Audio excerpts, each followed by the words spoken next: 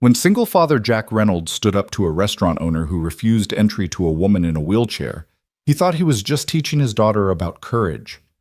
What he didn't know was that the woman he defended, Claire Donovan, was hiding a fortune worth millions, or that his act of defiance, captured on dozens of cell phones, would spark a lawsuit that threatened to destroy his life.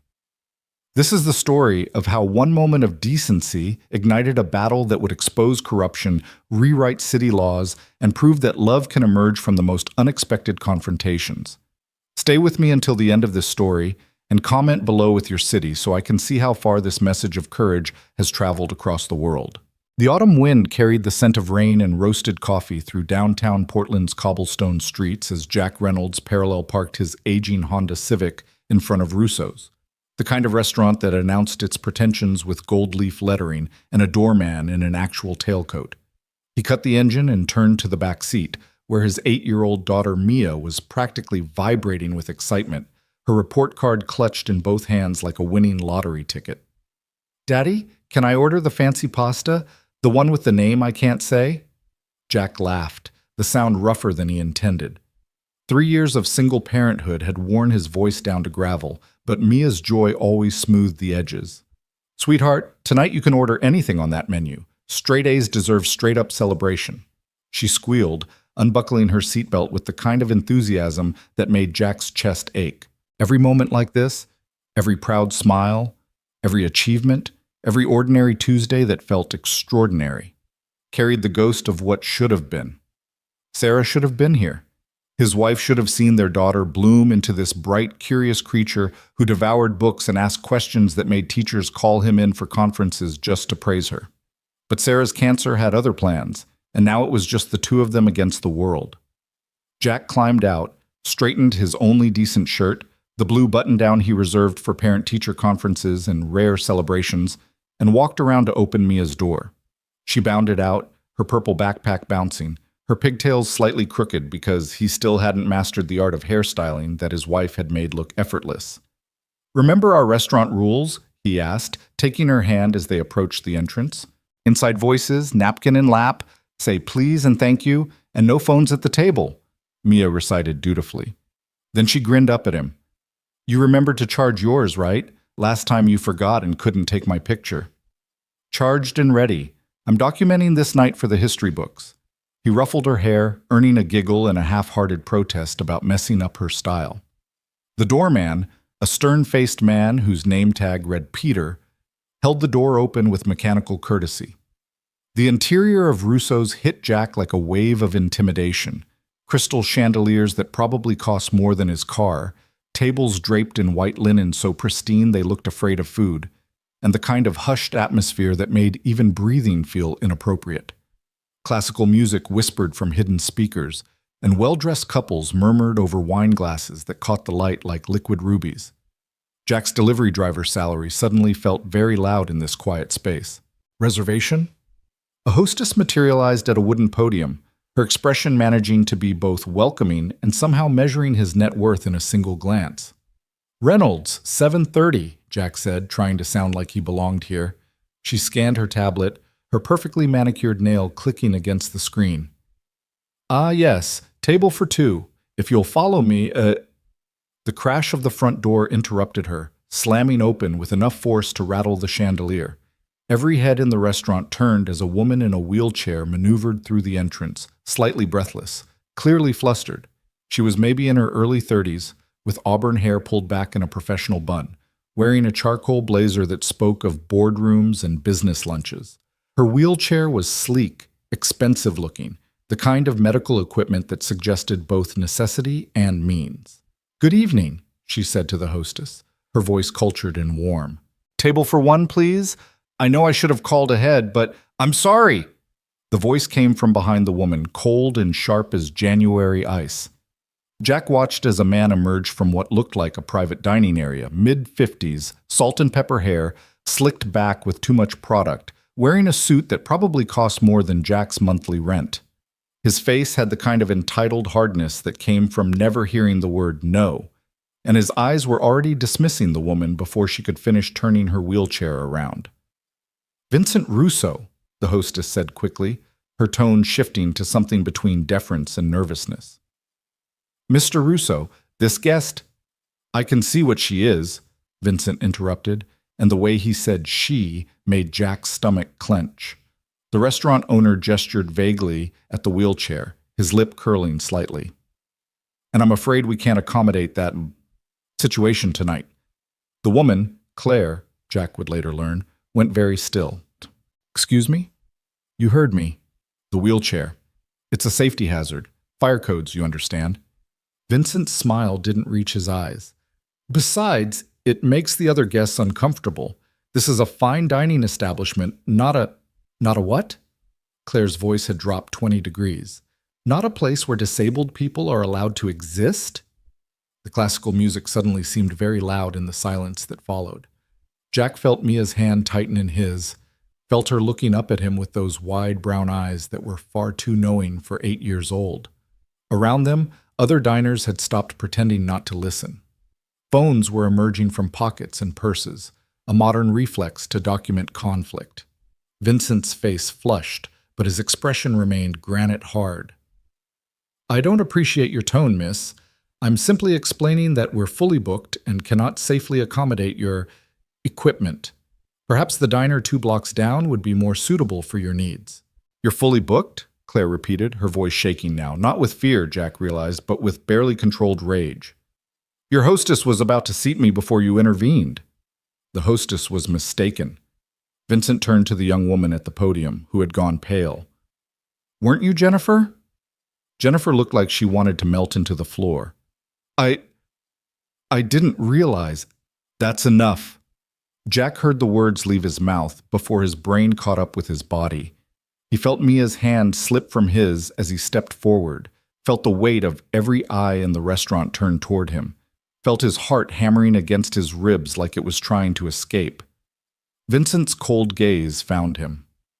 "I'm sorry, who are you?" "Someone who's about to lose his appetite," Jack said, and he was surprised by how steady his voice sounded despite the adrenaline flooding his system.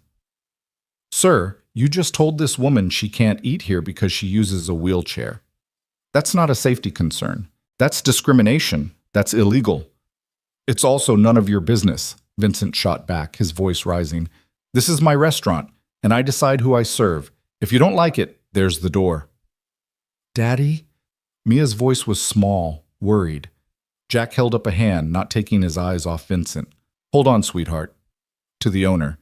"Actually, it became my business the second you decided to humiliate someone in front of a room full of witnesses. You think people don't know what you're doing? You think we can't see through the fire code excuse?" "I don't have to explain my policies to a delivery driver," Vincent sneered, and Jack realized the man must have noticed the company logo still visible on his car keys. "Why don't you escort your daughter out of here before I have Peter remove both of you?" The doorman shifted uncomfortably, clearly not thrilled about the possibility of becoming involved. Claire rolled her wheelchair forward slightly. "Please, it's fine. I don't want to cause trouble." "You're not causing anything," Jack interrupted gently, glancing at her. "He is." Back to Vincent. "You know what? You're right. I am just a delivery driver. I work 12-hour shifts 6 days a week to put food on the table and keep my daughter in a decent school district. I can't afford lawyers or fancy restaurants or whatever power trip you're on right now. But I can afford to look my kid in the eye tonight and know I taught her something important." He felt Mia beside him now, her hand finding his again, small and warm and trusting. "What are you teaching her?" Vincent asked mockingly. "To stick her nose where it doesn't belong? To stand up for people who are being treated like garbage by bullies?" Jack's voice carried across the silent restaurant now, steady and clear. "To recognize cruelty when she sees it and refuse to look away. To understand that staying quiet when someone's being discriminated against makes you part of the problem." A woman at a nearby table raised her phone higher, clearly recording. Another diner muttered something approving. The atmosphere in the restaurant had shifted, molecules rearranging themselves around this confrontation. Vincent's face had gone from flushed to crimson. "You self-righteous son of a—" He caught himself, glancing at Mia. "You think you're a hero? You think this little performance matters? I'll have you know, I've donated hundreds of thousands to charities. I employ 30 people. I've been featured in Portland Magazine, and none of that matters if you treat human beings like inconveniences, Jack interrupted quietly. Money doesn't buy you the right to dehumanize people. Get out. Vincent's voice was quiet now, deadly. Get out of my restaurant right now, or I'll call the police and have you arrested for trespassing and harassment. We were invited in, Jack pointed out. We have a reservation. Not anymore, you don't. Your reservation is canceled. You're banned, permanently. Vincent turned to Claire. As for you, I'm going to have to ask you to leave as well. You're causing a disturbance. Claire's laugh was bitter, sharp as broken glass. I'm causing a disturbance? I haven't said anything except to respond to your bigotry. Now you're accusing me of being a bigot? Vincent's voice rose again. In my own establishment? That's slander. I could sue you for that. Then sue me, Jack said flatly. I'll say it too. You're a bigot. You're discriminating against someone because of their disability, and you're hiding behind fake concerns about safety and comfort to justify it. That's textbook bigotry. The phone cameras were multiplying now, a small constellation of recording devices capturing every word, every expression, every moment of this confrontation. Later, Jack would wonder if he'd known on some level that this moment was being preserved, digitized, prepared for the viral wildfire it would become. But in that instant, he was just a father trying to live up to the values he'd promised his late wife he'd teach their daughter. Daddy's right. Mia's voice was small but determined. Miss Sarah, she stumbled over the name, still uncomfortable using her late mother's first name. She told me before she got sick that people in wheelchairs are just people who sit down more. She said they're not scary or uncomfortable. She said they're brave. The restaurant went silent again. Jack felt his throat close up, unexpected tears burning behind his eyes. Sarah had said that, during one of her last good days, when she'd been preparing Mia for a world without her in it, she'd made lists of lessons, recorded videos, written letters for future birthdays. One of those lessons had been about compassion, about seeing past surfaces to the humanity beneath. Vincent's expression flickered, something uncomfortable crossing his face before hardening again. That's very sweet, little girl, but you don't understand adult business. Sometimes restaurants have to make difficult decisions about who deserves to be treated like a human being? Claire's voice cut across his, and Jack saw tears tracking down her cheeks now, though her expression remained fierce. What difficult decision is there to make? Either I'm a customer worthy of your service, or I'm not. Which is it? You're neither, Vincent said coldly. You're a liability. Your wheelchair could block emergency exits, could damage my floors, could upset your pretentious image, Jack finished for him. Could remind your wealthy customers that disability exists. Could challenge their comfortable illusion that everyone who matters is able-bodied and therefore like them. That's enough, Vincent roared, and suddenly Peter the doorman was there, along with a thick-necked man who was clearly security. I want all three of you out, now, before I have you forcibly removed. Jack looked down at Mia, saw his daughter's face set in determined lines, saw Sarah's stubbornness in the angle of her jaw. Sweetheart, I need you to go wait in the car for a moment, okay? But Daddy, please Mia, I promise I'll be right there. He squeezed her hand, then released it. Can you do that for me? She hesitated, then nodded, taking the car keys he offered. As she walked toward the door, she paused next to Claire's wheelchair. I think you're brave, she said quietly. And I think your wheelchair is actually kind of cool. It's like a fancy computer chair. Claire's expression crumbled and reformed, cycling through grief and gratitude in seconds. Thank you, sweetheart. That's the nicest thing anyone said to me in a long time. Mia nodded seriously, then continued out the door, disappearing into the autumn evening. Jack turned back to Vincent, acutely aware that he was now alone in his confrontation, that the doorman and security guard were moving closer, that this could turn physical very quickly. His heart was racing, his palms sweating, but he couldn't seem to make his feet move toward the exit. Last chance, Vincent said quietly. Leave quietly or leave in handcuffs. Your choice. I'll go, Jack said. But first, I want everyone in this restaurant to know something. He raised his voice slightly, making sure the words carried to every table, every recording phone, every witness. This man just violated the Americans with Disabilities Act. What he did tonight is illegal, it's immoral, and it's exactly the kind of casual cruelty that makes the world a harder place for people who are already fighting battles most of us can't imagine. If you saw what happened here and you stay silent, you're complicit. If you keep eating at this restaurant knowing what kind of man runs it, you're endorsing his bigotry. You're going to regret this, Vincent hissed. I have lawyers. I have connections. I will make sure you regret the day you decided to play hero in my restaurant. Jack met his eyes steadily. I already regret something, Mr. Russo. I regret that I almost brought my daughter to give you our money, that I almost supported a business run by someone who treats people like they're less than human just because they use a wheelchair. He turned to Claire. Ma'am, I'm sorry this happened to you. You deserve better than this. Claire wiped at her tears, managing a shaky smile. Thank you. I don't even know your name. Jack Reynolds, the delivery driver who's apparently now banned from Portland's fanciest restaurant. He offered a rueful grin. Not sure how I'll survive the loss. Claire Donovan. She extended her hand and Jack shook it, surprised by the strength of her grip. The woman who's apparently causing disturbances just by existing. Both of you, out, Vincent snapped. Peter, escort them. The doorman stepped forward apologetically. Sir, ma'am, if you would. We're going, Jack said, holding up his hands. He looked at Claire. Do you have a car? Can I help you get somewhere safe? I can manage, she said, but her voice shook slightly. Thank you, though.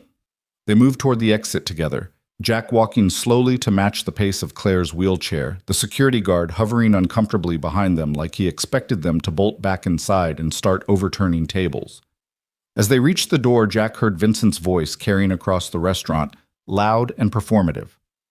Ladies and gentlemen, I apologize for the disturbance. Your meals tonight are on the house as compensation for that unpleasantness. Russo's has always been and will always be a place where discerning diners can expect the finest. The door closed behind them, cutting off Vincent's speech. The October air hit Jack like a cold splash of reality. What had he just done? He'd just gotten himself and his daughter kicked out of a restaurant, probably made an enemy of one of Portland's more influential business owners, and definitely blown their celebration dinner. Mia was going to be devastated.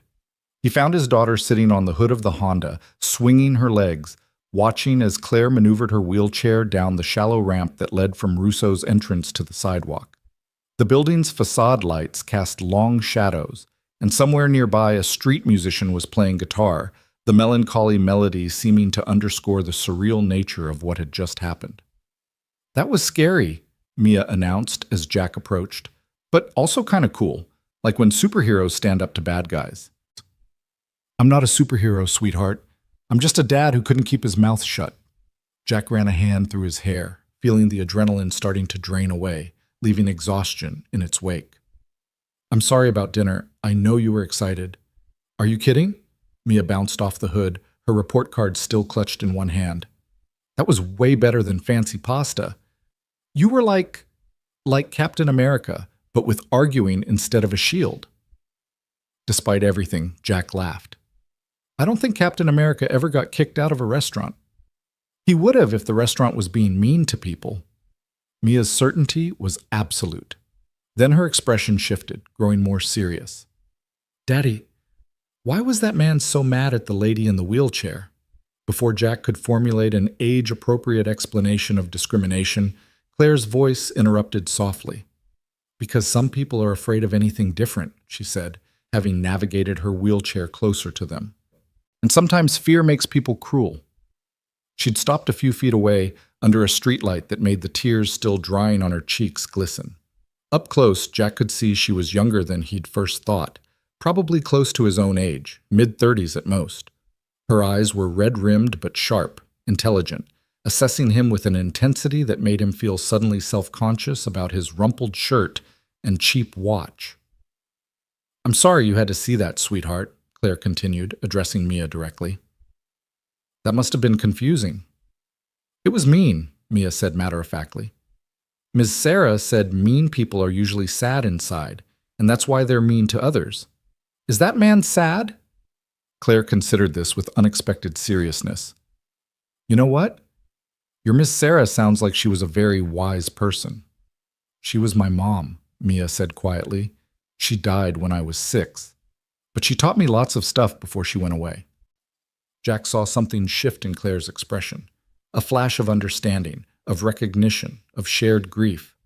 I'm sure she's very proud of you, and of your father.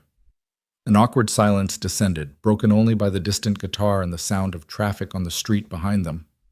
Jack shifted uncomfortably, suddenly aware that they were just standing on a sidewalk in downtown Portland, three people connected by a moment of conflict and nothing else. "Well," he said finally, "I should get Mia home. It's a school night, and we've had enough excitement for one evening." "Wait," Claire's voice stopped him as he was guiding Mia toward the car. "Please, I know this is strange, but would you consider having dinner with me? Both of you? There's a little Italian place 2 blocks from here, family-owned, nothing fancy. I'd like to buy you dinner as a thank you for what you did back there." Jack hesitated. "You don't have to thank us. We didn't really do anything except make a scene. You stood up for me when you had no reason to, when it would have been easier and safer to look away." Claire's voice was firm. "That means something, please. Let me buy you dinner, unless you have somewhere else to be." Jack thought about the frozen pizza waiting in his freezer, the pile of laundry he'd been meaning to fold for 3 days, the empty evening stretching ahead with nothing but homework and bedtime routines to fill it. He glanced at Mia, saw the hope sparking in her eyes, saw Sarah's voice echoing in his memory. "Life is short, Jack. Say yes to kindness. Say yes to connection. Say yes to moments that might become memories." "Okay," he heard himself say, "but only if you promise to let me pay for dessert." Claire's smile was like sunrise. "Deal." Almost. The restaurant, Marchetti's, was exactly the kind of place Jack usually felt comfortable. Warm lighting, mismatched chairs, the smell of garlic and tomato sauce thick enough to taste, and the sound of family arguments drifting from the kitchen. The owner, a round woman in her 60s with flour on her apron, greeted Claire like an old friend. "Claire, Bella, so good to see you." She kissed both of Claire's cheeks, then turned to Jack and Mia with the same enthusiasm. "Any friend of Claire's is family here. Come, I have the perfect table." She led them to a corner booth, helped Claire maneuver her wheelchair into position at the table's end, and immediately began recommending dishes with the kind of passionate authority that brooked no argument. Within minutes, they had drinks, wine for the adults, apple juice for Mia, and a basket of bread that was still warm from the oven. "I love this place," Mia announced, already reaching for the butter. "It smells like happiness." Claire laughed, a sound that seemed to surprise her with its ease. "That's the best description of Marchetti's I've ever heard. Maria, did you hear that? The place smells like happiness." The owner, who had been hovering nearby, beamed. "That's the secret ingredient, Piccola. Happiness and lots of garlic." She winked and disappeared back toward the kitchen. For a few minutes, they busied themselves with bread and small talk, the kind of careful, getting-to-know-you conversation that people have when they've been thrown together by unusual circumstances. Mia did most of the talking, her 8-year-old enthusiasm filling any potential awkward silences with observations about school, her favorite books, and her recent discovery that she could do a cartwheel if she tried really, really hard. Jack found himself relaxing in increments, the tension of the confrontation at Russo's slowly draining away as he watched his daughter charm this stranger with her guileless honesty. Claire, for her part, seemed equally at ease, asking Mia questions about her interests, sharing stories from her own childhood that had Mia giggling into her juice. "So," Claire said eventually, after their food had arrived, steaming plates of pasta that lived up to the room's delicious smell, "what do you do, Jack? Besides rescue damsels in distress from discriminatory restaurant owners, that's actually my side hustle. My main job is delivering packages for Parcel Quick." He shrugged, twirling linguine around his fork. "Not glamorous, but it pays the bills, mostly." "He's really good at it," Mia chimed in. "He knows every street in Portland, like a human GPS." "High praise," Claire said, smiling. "And you're raising this amazing human all by yourself? That's impressive." Jack felt his chest tighten. Sarah was the impressive one. "I'm just trying not to mess up what she started." "I think you're selling yourself short." Claire's voice was gentle. "What you did tonight, standing up to Vincent Russo like that, most people wouldn't have done that. Most people would have looked away." "I couldn't." Jack met her eyes across the table. not with Mia watching. How do I teach her to be brave if I'm not willing to be brave for her? Something in Claire's expression shifted, growing distant. My father used to say something similar. He said courage isn't the absence of fear, it's the decision that something else matters more than the fear. He sounds wise. He was. Past tense. Claire took a sip of her wine. He died 5 years ago, car accident. The same one that put me in this chair. The statement landed in the middle of the table like a stone in still water, ripples of understanding spreading outward. Jack felt Mia go quiet beside him, felt the weight of shared loss creating an unexpected bridge between their small table and the rest of the universe. "I'm sorry," Jack said quietly. I'm so sorry. Thank you." Claire's smile was sad but genuine. He was a good man. He would have liked you, I think. He always appreciated people who stood up for what was right, consequences be damned. "What did he do?" Mia asked softly. "He was a businessman, started his own company from nothing, built it into something successful." Claire's voice carried obvious pride. "He taught me everything I know about running an organization, about leadership, about integrity." "Is that what you do?" Jack asked. "Business?" "Something like that." Claire's answer was vague enough to be noticeable, but before Jack could press, she changed the subject. "What about you, Mia? What do you want to be when you grow up?" The conversation shifted, flowing into easier topics. Mia's ambitions, currently fluctuating between veterinarian and astronaut. Claire's love of reading, matching Mia's enthusiasm book for book. Jack's attempts to master cooking beyond his limited repertoire of 5 dishes, currently stuck at 4.5. They laughed, they talked, they connected in that strange, unexpected way that sometimes happens when crisis strips away the usual social pretenses and leaves people raw enough to be real with each other. It was nearly 9:30 when Jack finally checked his watch and realized how late it had gotten. "We should go. Mia has school tomorrow, and I have an early delivery route." They settled the bill, Jack true to his promise about dessert, and made their way outside. The October night had grown colder, frost threatening in the sharp air. Claire wrapped her coat tighter, and Jack noticed the way she seemed to brace herself before speaking. "Thank you," she said, "for tonight, for what you did at Russo's, for dinner, for conversation, for treating me like a person instead of a problem. You have no idea how rare that is." "You are a person," Jack said simply. "Anyone who can't see that is an idiot." "There are a lot of idiots in the world." "True. But there are also a lot of good people, like Maria." He gestured back toward Marchetti's. "And hopefully, like most of the people who saw what happened tonight." Claire's expression clouded. "About that. Those phones. All those people recording. I've been thinking, that video is probably online already. It might go viral." Jack hadn't considered that. The adrenaline of the confrontation had pushed everything else out of his mind. "Would that be bad?" "I don't know." Claire looked uncertain for the first time that evening.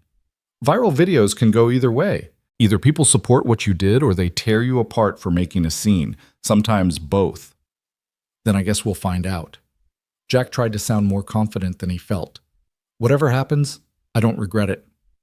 "You might. Vincent Russo doesn't strike me as the forgiving type." "Let him be mad. What's he going to do? Ban me from more restaurants I can't afford?" Claire laughed, but it sounded worried. "Just be careful, okay? Men like Vincent have long memories and expensive lawyers." They exchanged phone numbers, just in case, Claire said, though in case of what went unspoken. Then they parted ways, Claire heading toward a nearby parking garage, Jack and Mia walking back to the Honda. "I like her," Mia announced as Jack buckled her into the back seat. "She's nice and funny and smart." "She is all of those things," Jack agreed. "Do you think we'll see her again?" Jack thought about Claire's warning about Vincent Russo, about viral videos and expensive lawyers, about the way the universe had a habit of making simple moments complicated. "I don't know, sweetheart. Maybe. I hope so." Mia yawned, her excitement finally giving way to exhaustion. "Tonight was the best celebration ever, Daddy. Even better than fancy pasta would have been." Jack started the car, glancing back at his daughter in the rearview mirror. She was already half asleep, her report card still clutched in one hand, a small smile on her face. "Yeah," he said softly, pulling out into the empty street. "Yeah, it really was." But by morning, Jack's phone had 17 missed calls, 43 text messages, and 6 voicemails. He woke to the sound of notifications chiming like a broken alarm clock, sat up in confusion, and fumbled for his phone on the nightstand. The first text was from his coworker, Derek. Dude, are you the guy from the restaurant video?" The second was from his sister in Seattle. "Jack, please call me. What the hell happened last night?"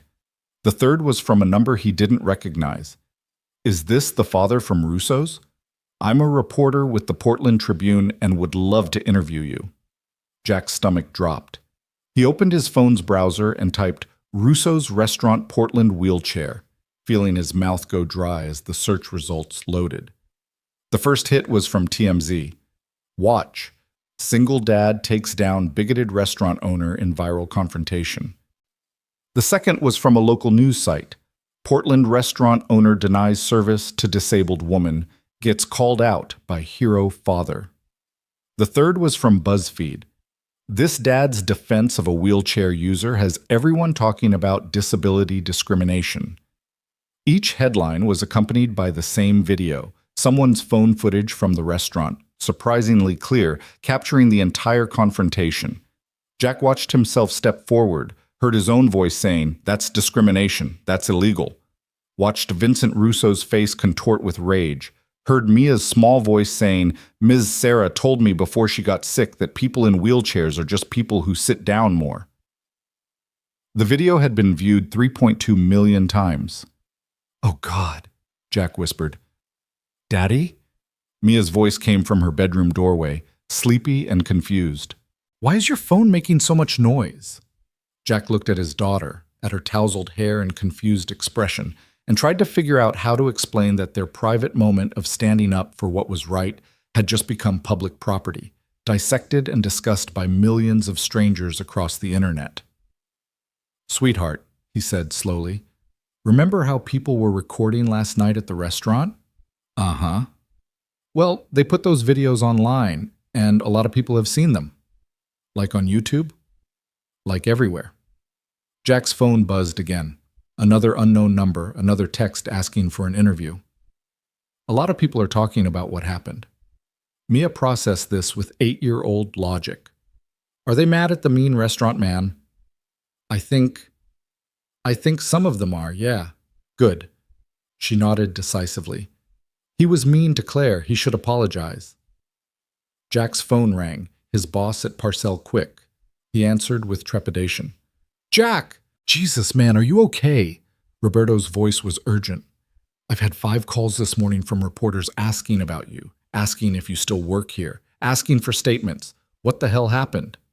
Jack explained, his voice flat with shock as the reality of the situation continued sinking in. 3 million views. Reporters. His face all over the internet. "Shit," Roberto said when Jack finished. Okay, look, I need you to take a few days off. Not because you did anything wrong. What you did was right, man. Anyone with eyes can see that, but because we've got media crawling all over us, and I need time to figure out how to handle this without it affecting the business." "I can't afford to take days off," Jack protested. "I have bills, I have rent." "Paid leave," Roberto interrupted. "Full pay, don't worry. Just lay low for a bit, okay? Let this blow over. And Jack, I'm proud of you, man. That took guts." The call ended. Jack sat on the edge of his bed, Mia hovering uncertainly nearby, and tried to understand how his life had transformed overnight from ordinary to extraordinary, from private to public, from simple to impossibly complicated. His phone rang again. This time, it was Claire. "Jack? Oh, thank God. I've been trying to reach you for an hour. Have you seen the videos?" Yeah, I've seen them." Jack laughed, the sound slightly hysterical. 3 million views and counting. It's more than that now. It's on every major news site. Twitter is exploding. There's a hashtag trending, #StandUpForClaire. Claire's voice shook. "Jack, I'm so sorry. I never meant for this to happen, for you to be exposed like this." "It's not your fault." Vincent's going to come after you. Men like him don't take public humiliation well. He's probably already talking to lawyers, planning his revenge. Then let him. Jack surprised himself with how calm he sounded. I meant what I said last night. I don't regret standing up for you. And if him coming after me means that people pay attention to what he did, to how he treated you, then maybe it's worth it. A long pause. Then, you're either very brave or very stupid. Can't it be both? Claire laughed, surprised. Yeah, I guess it can. They talked for a few more minutes, sharing information about the media attention, comparing notes on messages and calls. Before they hung up, Claire said something that made Jack's heart skip. Whatever happens next, Jack, whatever Vincent throws at us, we're in this together now, okay? You're not alone. Okay, Jack said quietly. Together. After the call ended, Jack made breakfast for Mia, chocolate chip pancakes because the morning felt like it needed something sweet, and tried to explain to his daughter that their lives had just gotten very, very complicated. She listened with wide eyes, asked questions that were simultaneously too simple and too profound, and then announced that she wanted to go to school and tell everyone her dad was famous. I'm not famous, Jack protested. I'm just a guy who got caught on video. A guy who stood up to a bully, Mia corrected. That's even better than famous. Jack dropped Mia off at school, enduring curious looks from other parents who had clearly seen the video, and returned home to find a news van parked outside his apartment building. He ducked inside before the reporter could intercept him, ignoring the shouted questions about whether he planned to sue Vincent Russo, whether he knew the wheelchair-bound woman, whether he had any comment on the public response. Inside his apartment, Jack made coffee and opened his laptop, trying to assess the full scope of what had happened. The video wasn't just viral, it was a cultural moment. Think pieces were being written about disability discrimination in fine dining. Activists were organizing protests outside Russo's. Vincent Russo's Instagram and Yelp pages were being flooded with one-star reviews and angry comments. But there was also a darker undercurrent. Some people were defending Vincent, claiming he had the right to refuse service, that Jack was a social justice warrior looking for attention, that the whole thing was staged. Anonymous accounts were posting Jack's address, his employer's information, his late wife's obituary with cruel commentary. The internet, Jack was learning, was both magnificent and monstrous in its capacity for collective response. His phone rang again. Another unknown number. This time Jack answered. Mr. Reynolds? My name is Margaret Stevens. I'm calling from the law offices of Preston, Hayes, and Burke. We represent Vincent Russo and the Russo's Restaurant Corporation. Jack's blood went cold. Okay. Mr. Russo wishes to inform you that you are hereby banned from all Russo restaurant properties in perpetuity. Additionally, we are serving you notice that Mr. Russo is considering legal action for defamation, slander, and tortious interference with business operations. You made several false and damaging statements about our client on a public platform, statements that have resulted in significant financial and reputational harm to his business. I didn't make any false statements, Jack said, trying to keep his voice steady. Everything I said was true. He did discriminate against a disabled woman. That's illegal. That's your interpretation. Our client disagrees, and he has the resources to make his disagreement very expensive for you. The lawyer's voice was clinical, professional. We're offering you one opportunity to avoid litigation, issue a public apology, admit you misunderstood the situation, and request that all viral videos be taken down. Do this within 48 hours, and Mr. Russo will consider the matter closed. And if I don't, then you'll be hearing from us in an official capacity. Mr. Russo is prepared to sue you for every penny you have and every penny you'll ever earn. Do you have a lawyer, Mr. Reynolds? No. Then I suggest you get one. You have 48 hours. The line went dead. Jack sat in his kitchen, coffee growing cold in his hand, and felt the walls of his simple life closing in. He had no savings to speak of, no safety net, no resources to fight a prolonged legal battle with a wealthy restaurant owner who clearly had no intention of letting this go. He thought of Mia, of her bright future, of the college fund he'd been slowly building, and how quickly it would evaporate if he had to hire lawyers and fight court battles. Maybe he should apologize. Maybe it wasn't worth it. Maybe protecting his daughter's future mattered more than defending his pride or some abstract principle about standing up for what was right. His phone rang again. This time it was Claire. "Jack, I just got a call from someone claiming to be Vincent's lawyer. Did you?" "Yeah. 48 hours to apologize or he sues me for everything I have." Jack laughed bitterly. "Which, granted, isn't much, but it's all I've got." "Damn it! Damn him!" Claire sounded furious. "He's trying to silence you, to make an example of you so no one else dares to call him out." "It's working," Jack admitted quietly. "Claire, I have a kid to think about. I can't afford lawyers. I can't afford to lose my job or my apartment. Maybe I should just apologize and make this go away." "Don't." The word was sharp, urgent. "Jack, don't let him bully you into backing down. What he did was wrong. What you did was right. If you apologize now, you're telling every bigot with money and power that they can do whatever they want as long as they threaten hard enough. Easy for you to say, you're not the one facing a lawsuit."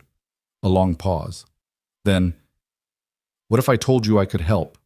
That I know people, have resources, can connect you with lawyers who specialize in exactly this kind of case?" "I can't afford—" "You're not listening. I'm not asking you to pay. I'm offering to help, to stand beside you the way you stood beside me last night." Jack's throat tightened. "Why? You don't know me. We met yesterday. Why would you put yourself in Vincent's crosshairs for a stranger?" "Because you're not a stranger anymore. Because what you did mattered.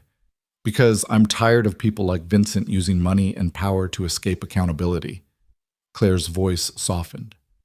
"And because I think maybe we're not as alone as we both thought we were." Jack closed his eyes, thought of Mia's face when she'd said her father was like Captain America, thought of Sarah's voice telling him to say yes to moments that might become memories, thought of the alternative, apologizing to Vincent, teaching his daughter that bullies win if they're rich enough. "Okay," he said finally. "Okay, I won't apologize, and I'll accept your help. But Claire, if this goes bad, if Vincent comes after you too, then we'll face it together. That's what I'm trying to tell you, Jack. You're not in this alone anymore." After they hung up, Jack sat for a long moment in his quiet apartment, listening to the sound of traffic outside, the hum of his refrigerator, the ordinary sounds of ordinary life. Except his life wasn't ordinary anymore. In the space of one evening and one viral video, he'd become part of something bigger than himself. A public conversation about discrimination, about courage, about what it means to stand up. When standing up comes with a cost. His phone buzzed with another notification, another stranger thanking him for speaking up, another news outlet requesting an interview. Another voice in the growing chorus of people who had seen that video and decided it mattered. Jack thought about Vincent Russo's threat, about the lawsuit hanging over his head like a guillotine, about the 48 hours ticking away toward a reckoning he couldn't afford. Then he thought about Mia's smile when she'd called him a superhero, about Claire's hand in his, warm and real and grateful, about the possibility that maybe, just maybe, doing the right thing could lead somewhere other than ruin. He picked up his phone and typed a response to Derek's text. "Yeah, that's me. Long story. Buy you a beer and tell you about it?" Then he opened his laptop and began researching disability discrimination law, preparing himself for the fight he'd just committed to, ready or not. Outside, the October morning was cold and bright, frost melting under the climbing sun. Inside, Jack Reynolds, delivery driver, single father, accidental viral sensation, began the process of learning that sometimes the moments that change your life don't announce themselves with trumpets and fanfare. Sometimes they arrive disguised as an ordinary dinner celebration, a stranger in need, and a choice between silence and speech. Sometimes courage looks like standing up in a restaurant full of witnesses and deciding that principles matter more than peace. And sometimes, just sometimes, that moment of courage becomes the first step in a journey neither revenge nor reward can anticipate. Jack didn't know what would happen next, but as he read about ADA violations and precedent cases, as he prepared to face whatever Vincent Russo threw at him, he realized something important. He wasn't afraid anymore. Whatever came next, he would face it. Not alone, but alongside a woman who understood what it meant to be judged by appearance, alongside a daughter who believed her father was a hero, alongside strangers who had seen that video and decided that standing together mattered more than standing apart. The viral storm had only just begun. 3 days after the video exploded across the internet, Jack found himself sitting in a downtown coffee shop across from a woman who introduced herself as Patricia Huang, civil rights attorney, and apparently Claire's personal recommendation. Patricia was in her late 40s, with sharp eyes behind designer frames, and the kind of presence that suggested she'd won more courtroom battles than she'd lost. "Let me be clear about what we're dealing with," Patricia said, sliding a folder across the table. "Vincent Russo isn't bluffing. His legal team has already filed preliminary paperwork. They're claiming defamation, intentional interference with business relationships, and emotional distress. They're asking for $200,000 in damages." Jack felt the blood drain from his face. $200,000? I don't have $200 in savings right now. How can he possibly? He can't. Not realistically. Patricia's expression remained calm, professional. "These numbers are designed to terrify you into submission. Vincent's strategy is simple. Overwhelm you with the prospect of financial ruin until you recant everything you said and disappear quietly. It's legal intimidation, and it works on most people who don't have resources to fight back." "I don't have resources to fight back," Jack pointed out, his voice hollow. "That's where you're wrong." Patricia leaned forward. "Claire Donovan has retained my services on your behalf, pro bono. You're not paying a dime, which means Vincent just lost his primary tactical advantage." Jack blinked, processing this. "Claire did what? I can't let her pay for—" "She's not asking permission. She's offering solidarity." Patricia's smile was thin but genuine. "Besides, this case interests me professionally. The ADA violations are clear-cut. Vincent's discrimination was witnessed by dozens of people and captured on multiple videos. If he wants to take this to court, I'm more than happy to countersue him into the ground for disability discrimination." "But the lawsuit, his lawyers said I slandered him, that I made false statements. Truth is an absolute defense against defamation." Patricia tapped the folder. "Everything you said in that restaurant was factually accurate. Vincent did refuse service to a disabled woman. He did violate the Americans with Disabilities Act. You called him a bigot, which is an opinion protected by the First Amendment. His lawsuit is frivolous, and any competent judge will see that immediately." Jack felt something loosen in his chest, though anxiety still coiled tight around his ribs. "So what happens now?" "Now we go on offense. We file a countersuit against Vincent and Russo's for blatant ADA violations. We subpoena his business records, his employee testimonies, his previous complaints. We turn his intimidation tactic into a public examination of his discriminatory practices." Patricia's eyes glinted behind her glasses. "And based on what Claire has told me about Vincent's reputation, I'm willing to bet we'll find a pattern of behavior that goes far beyond one incident." "A pattern?" "People like Vincent rarely start being bigots overnight. If he was comfortable enough to discriminate so openly, so publicly, it's because he's done it before and gotten away with it." Patricia pulled out her tablet, showing Jack a series of documents. "I've already started preliminary research. In the past 5 years, Russo's has been cited twice for accessibility violations. Once for inadequate wheelchair ramps, once for blocking an emergency exit with decorative furniture. Both times, Vincent paid the fine and ignored the compliance order. The city never followed up." Jack scanned the documents, feeling anger replace anxiety. "He's been doing this for years?" "Longer, probably. These are just the official complaints. I'm guessing there are dozens of incidents that were never reported. People who didn't want to make a scene, who didn't know their rights, who assumed nothing would change, even if they spoke up." Patricia closed her tablet. "That's why your video matters, Jack. You didn't just document one instance of discrimination. You created evidence that can't be ignored, can't be buried, can't be paid off quietly." The coffee shop around them hummed with afternoon activity. Students hunched over laptops, couples sharing pastries, the espresso machine hissing and gurgling. Normal life continuing while Jack's world tilted sideways into something that felt increasingly surreal. "What about Claire?" Jack asked quietly. "If we countersue, if we go after Vincent publicly, won't that expose her too? Put her in the spotlight?" Patricia's expression softened slightly. That's her decision to make, and she's already made it. Claire wants to be a plaintiff in the countersuit.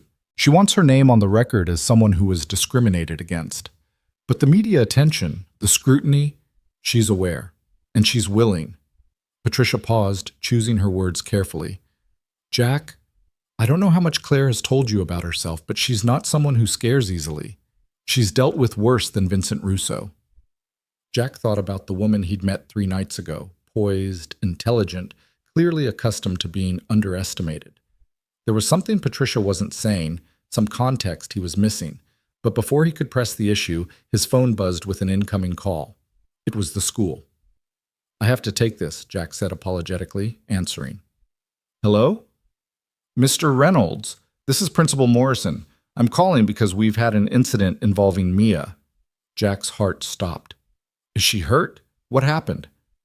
She's fine physically, but there was an altercation with another student during lunch. The other child's parent has filed a complaint, and I need you to come to the school immediately to discuss the situation. 20 minutes later, Jack was sitting in Principal Morrison's office with his daughter beside him, trying to understand how his 8-year-old had ended up in the middle of a schoolyard fight. Mia punched Tyler Henderson in the nose, Principal Morrison explained, her expression caught between disapproval and something that looked suspiciously like suppressed amusement. Tyler required the nurse's attention, though thankfully nothing was broken. Mia doesn't punch people, Jack said automatically. Then he looked at his daughter, arms crossed, jaw set in stubborn lines, a purple bruise forming on her knuckles. Mia, what happened? Tyler said mean things about you, Mia said flatly. He said his dad said you were a troublemaker and that we're probably poor, and that's why you were trying to get money from that restaurant man by pretending to be nice. Jack felt his stomach drop. Sweetheart. And then he said that the lady in the wheelchair was probably faking it for attention, and that people who can't walk are useless anyway, and his dad says people like her should just stay home where normal people don't have to look at them. Mia's voice shook, tears threatening. So I punched him, because Ms. Sarah said we're supposed to stand up to bullies, and Tyler was being a bully. Principal Morrison sighed. Mr. Reynolds, I understand the circumstances are unusual given the recent publicity surrounding your family, and I'm sympathetic to the fact that your daughter was defending you. However, violence is never acceptable, regardless of provocation. Mia will need to serve detention for the rest of the week, and I strongly suggest you have a conversation with her about appropriate conflict resolution. I will, absolutely. Jack put his hand on Mia's shoulder, feeling her trembling beneath his palm. But Principal Morrison, what about Tyler? What he said, those aren't ideas an 8-year-old comes up with on his own. He's repeating things he's heard at home. Shouldn't we be addressing that? I've contacted Tyler's parents as well. They're aware of the situation. And? What did they say? Principal Morrison's expression became carefully neutral. Mr. Henderson expressed his belief that children should be taught to speak honestly about societal problems, and that coddling weakness serves no one. The words hung in the air like toxic smoke. Jack felt rage building in his chest, hot and immediate. Weakness, he repeated slowly. Tyler's father thinks people with disabilities are weak? And he's teaching his son that discriminating against them is honesty? I'm not here to mediate parent disagreements, Mr. Reynolds. I'm here to maintain discipline in my school. Mia violated that discipline by resorting to physical violence. However, she held up a hand as Jack started to protest. I will be speaking with Mr. Henderson about the language his son is using and where those attitudes might be coming from. What Tyler said was inappropriate and hurtful, even if it didn't justify Mia's response. Jack looked at his daughter, saw Sarah's fierce determination in the set of her small shoulders, and felt something shift in his understanding of what the past 3 days had cost them. It wasn't just viral videos and lawsuits. It was playgrounds and classrooms, innocent spaces now contaminated with adult conflicts and prejudices. Come on, Mia, he said quietly. Let's go home. They walked to the car in silence. Jack opened the back door for his daughter, watched her climb in with none of her usual energy, and felt his heart breaking into smaller and smaller pieces. Am I in trouble? Mia asked in a small voice as Jack started the engine. You're in some trouble, Jack admitted. Hitting people isn't okay even when they say terrible things. There are better ways to handle bullies. Like what you did at the restaurant? Yeah, like using words instead of fists. Like standing up to cruelty without becoming cruel yourself. Jack met her eyes in the rearview mirror. But Mia, I'm also proud of you. Because you were defending someone who couldn't defend themselves. That took courage. Tyler's dad is wrong, right? About Claire? About people in wheelchairs? Tyler's dad is very, very wrong. And I'm sorry you had to hear those things. I'm sorry that standing up for what's right has made your life harder. Mia was quiet for a moment, processing. Then, would you do it again? If you could go back to that night at the restaurant, would you still stand up for Claire? Jack thought about the question seriously. He thought about the lawsuit, the media attention, the threats and harassment, his daughter getting into fights at school because of choices he'd made. He thought about all the ways his simple act of decency had complicated their lives, brought chaos into their careful routine, exposed them to scrutiny and judgment and consequences he was still discovering. Then he thought about Claire crying on the curb, about the way her hand had felt in his when they shook, strong and grateful and human. He thought about the thousands of messages he'd received from people thanking him for speaking up, from disabled individuals sharing their own stories of discrimination, from parents saying they'd shown their kids the video as a lesson in courage. Yeah, he said finally. Yeah, I would. Every time. Mia smiled, and some of the tension left her small frame. Good. Because Ms. Sarah would have done it too, and I want to be like both of you.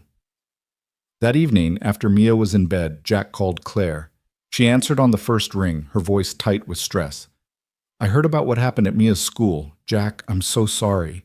This is exactly what I was afraid of, that my problems would become your problems, that standing up for me would hurt you and your daughter. Stop, Jack interrupted gently. None of this is your fault. Vincent's the one threatening lawsuits. Tyler Henderson's father is the one teaching his son to hate disabled people. You're just the person who happened to be there when I decided to teach my daughter about courage.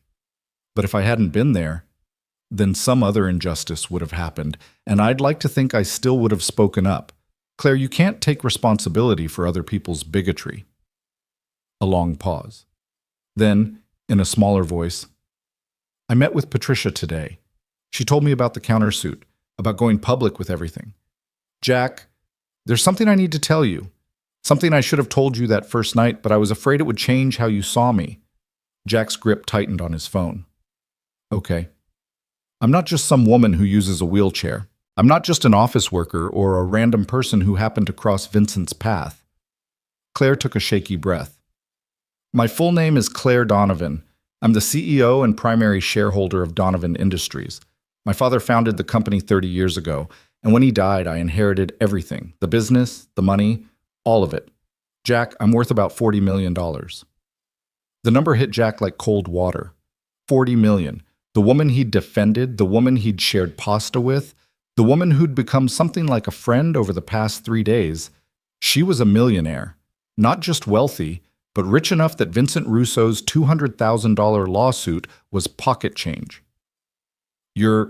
Jack's voice came out strangled. You're a CEO? You run a company? A tech company. We develop accessibility software and adaptive devices for people with disabilities. It's work my father started after the accident, after he saw how poorly designed the world was for people like me. Claire's words came faster now, anxious to explain. I didn't tell you because I'm so tired of people treating me differently once they know. Either they see me as a charity case to pity, or they see me as a bank account to manipulate. I just wanted one night where someone saw me as Claire. Just Claire. Jack processed this, his mind reeling. The modest way she'd dressed, the self-deprecating humor, the way she'd offered to help with his legal fees without explaining exactly how much help she could afford to offer. It all made sense now. So when you said you could help with lawyers, Jack said slowly, you weren't talking about knowing people who might work pro bono. You were talking about paying for everything yourself. Yes, Patricia Huang is my personal attorney. I've used her services for years, both for business and personal matters. She's one of the best civil rights lawyers in the state, and she charges accordingly. Jack, I'm covering all legal fees, all court costs, everything. You don't have to worry about money. I can't let you do that. You can't stop me. Claire's voice was firm now, the executive confidence showing through. This isn't charity. This is me using my resources to fight something that's wrong. Vincent discriminated against me. You defended me, and now he's attacking you. We're both victims here, and I refuse to let him win just because he assumed we'd be too poor or too scared to fight back. Jack walked to his kitchen window, staring out at the parking lot of his apartment complex.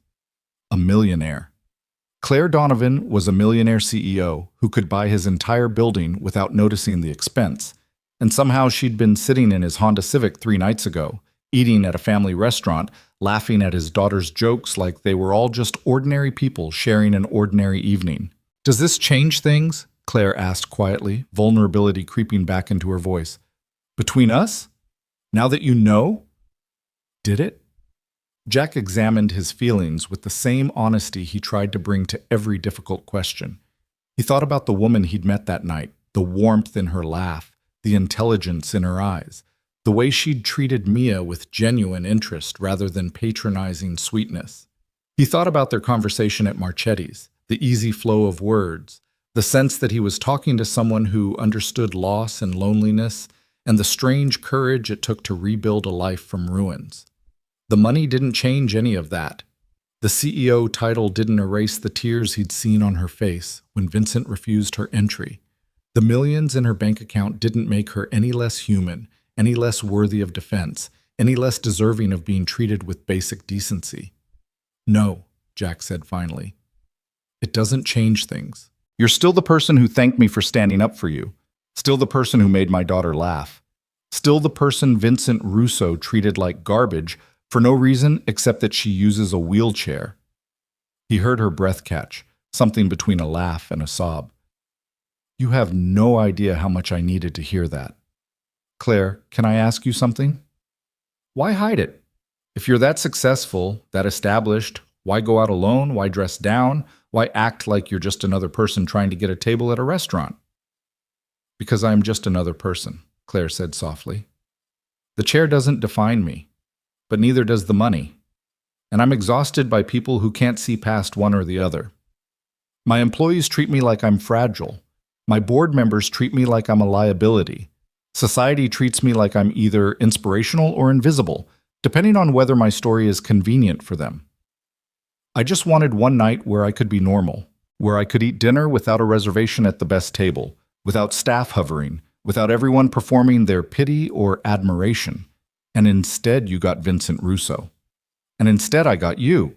Claire's voice warmed, which turned out to be much better than a quiet dinner alone. They talked for another hour, Claire explaining more about her company, her work, the complicated navigation of being a disabled woman in a business world that still largely saw disability as weakness. Jack shared more about his life with Mia, the challenges of single parenthood, the way grief sometimes hit him sideways on random Tuesdays when he heard a song Sarah used to love or smelled her perfume on a stranger passing by. When they finally hung up, Jack realized something that both thrilled and terrified him. He was starting to care about Claire Donovan in ways that had nothing to do with viral videos or lawsuits or shared battles against discrimination. He was starting to care about her as a woman, complex and brilliant and wounded and strong, who had somehow stumbled into his life at exactly the moment he'd forgotten he was allowed to want anything beyond survival. The next morning brought a new development that shifted everything sideways again. Jack's phone rang at 6 a.m. Patricia Huang, her voice crackling with controlled excitement. "We've got something big. Jack, are you sitting down?" "I'm barely conscious. What's going on?" "I've been digging into Vincent Russo's history, and I found 5 other incidents, 5 documented cases of discrimination at Russo's over the past 7 years. Different victims, same pattern. A veteran in a wheelchair refused service in 2018. An elderly woman with a walker turned away in 2019. A man with a service dog told the animal wasn't allowed despite clear ADA protections. Each time, Vincent offered money to make it go away. Each time, the victims signed NDAs and disappeared." Jack was suddenly very awake. "NDAs? He paid people to stay quiet about discriminating against them?" "Exactly. Which means Vincent has known for years that what he's doing is illegal, has chosen to continue doing it anyway and has actively worked to cover it up. This isn't ignorance or poor judgment. This is systematic, willful violation of civil rights law. Patricia's satisfaction was audible. And here's the best part. NDAs can be challenged in court when they're used to conceal illegal activity. I can petition to have those agreements voided, which would allow the previous victims to testify about their experiences. Will they? Testify, I mean? If they already signed agreements to stay quiet. That's the question. I've started reaching out very carefully. So far, I've made contact with 2 of them. One is hesitant, understandably afraid of Vincent's retaliation. But the other? Patricia paused dramatically. Former Marine named Marcus Webb. Lost his legs in Afghanistan, uses a wheelchair, and according to his initial phone call with me, he's been waiting 7 years for a chance to expose Vincent publicly. He signed the NDA because he needed the money for medical bills, but he's regretted it every day since. Jack felt something like hope unfurling in his chest. So we're not alone. There are other people Vincent hurt, other people who want to come forward. Not just people. A pattern. A documented, undeniable pattern of discrimination that turns Vincent's lawsuit from intimidation into evidence of his own guilt. He's suing you for calling him a bigot while simultaneously sitting on 7 years of settlements paid to disabled people he discriminated against. Any halfway competent prosecutor could build a civil rights case on this. What do we do now? Now we amend our countersuit. We add Marcus Webb as a co-plaintiff, if he's willing. We subpoena Vincent's financial records to uncover exactly how much he's paid over the years to silence victims. We file a complaint with the Department of Justice's Civil Rights Division, and we prepare for Vincent to fight back with everything he has, because we just turned his intimidation tactic into an existential threat to his entire business. After Patricia hung up, Jack sat in his small kitchen watching the sunrise through his window, trying to absorb how quickly everything was escalating. What had started as a single moment of standing up for a stranger was becoming something larger. A case study in discrimination. A public reckoning. A battle that would either validate his choice to speak up or destroy him for trying. His phone buzzed with a text from Claire. Patricia told me. This is it, Jack. This is how we win. Jack typed back. Or how we lose everything trying. Claire's response came immediately. Then we lose together. But I don't think we're going to lose. That afternoon, Jack met Marcus Webb at a coffee shop in Northeast Portland. The former Marine was maybe 50, with gray threading through his close-cropped hair and the kind of presence that suggested he'd seen harder things than restaurant discrimination and survived them all. His wheelchair was military-grade, functional rather than sleek, and his handshake nearly crushed Jack's fingers. Saw your video, Marcus said without preamble. Watched it maybe 20 times. First time I've seen someone stand up to that son of a bitch publicly. I didn't know about the others, Jack admitted. Didn't know he'd been doing this for years. Yeah, well, he's good at making it go away. Offers you money when you're desperate, makes you sign papers that say you'll never talk about what happened, threatens you with more lawsuits if you break the agreement. Marcus's expression hardened. I needed that money. $30,000 for what he called emotional distress and inconvenience. $30,000 to shut up about the fact that he told me my wheelchair made his customers uncomfortable, that having a crippled soldier at his restaurant reminded people of unpleasant things. Jesus, Jack breathed. That's what he called me. A crippled soldier. Said I should be grateful he was offering anything, that technically he could refuse service to anyone for any reason, that if I made a fuss I'd just look like another veteran playing the sympathy card. Marcus's hands clenched on his wheelchair's armrests. And I believed him. I was so tired, so broke, so sick of fighting that I took his blood money and signed his papers and hated myself for 7 years. You don't have to hate yourself for surviving, Jack said quietly. You did what you needed to do. Maybe, but when I saw your video, when I saw you stand up for that woman without even knowing her, without anything to gain from it, I realized I'd been telling myself survival was enough. That keeping quiet was acceptable because speaking up was too hard, too risky, too likely to fail. Marcus met Jack's eyes. You reminded me that some things are worth risking failure for. They talked for over an hour. Marcus shared his story, the accident in Afghanistan that took his legs, the brutal recovery, the slow realization that civilian life viewed his disability as a tragedy rather than simply a fact.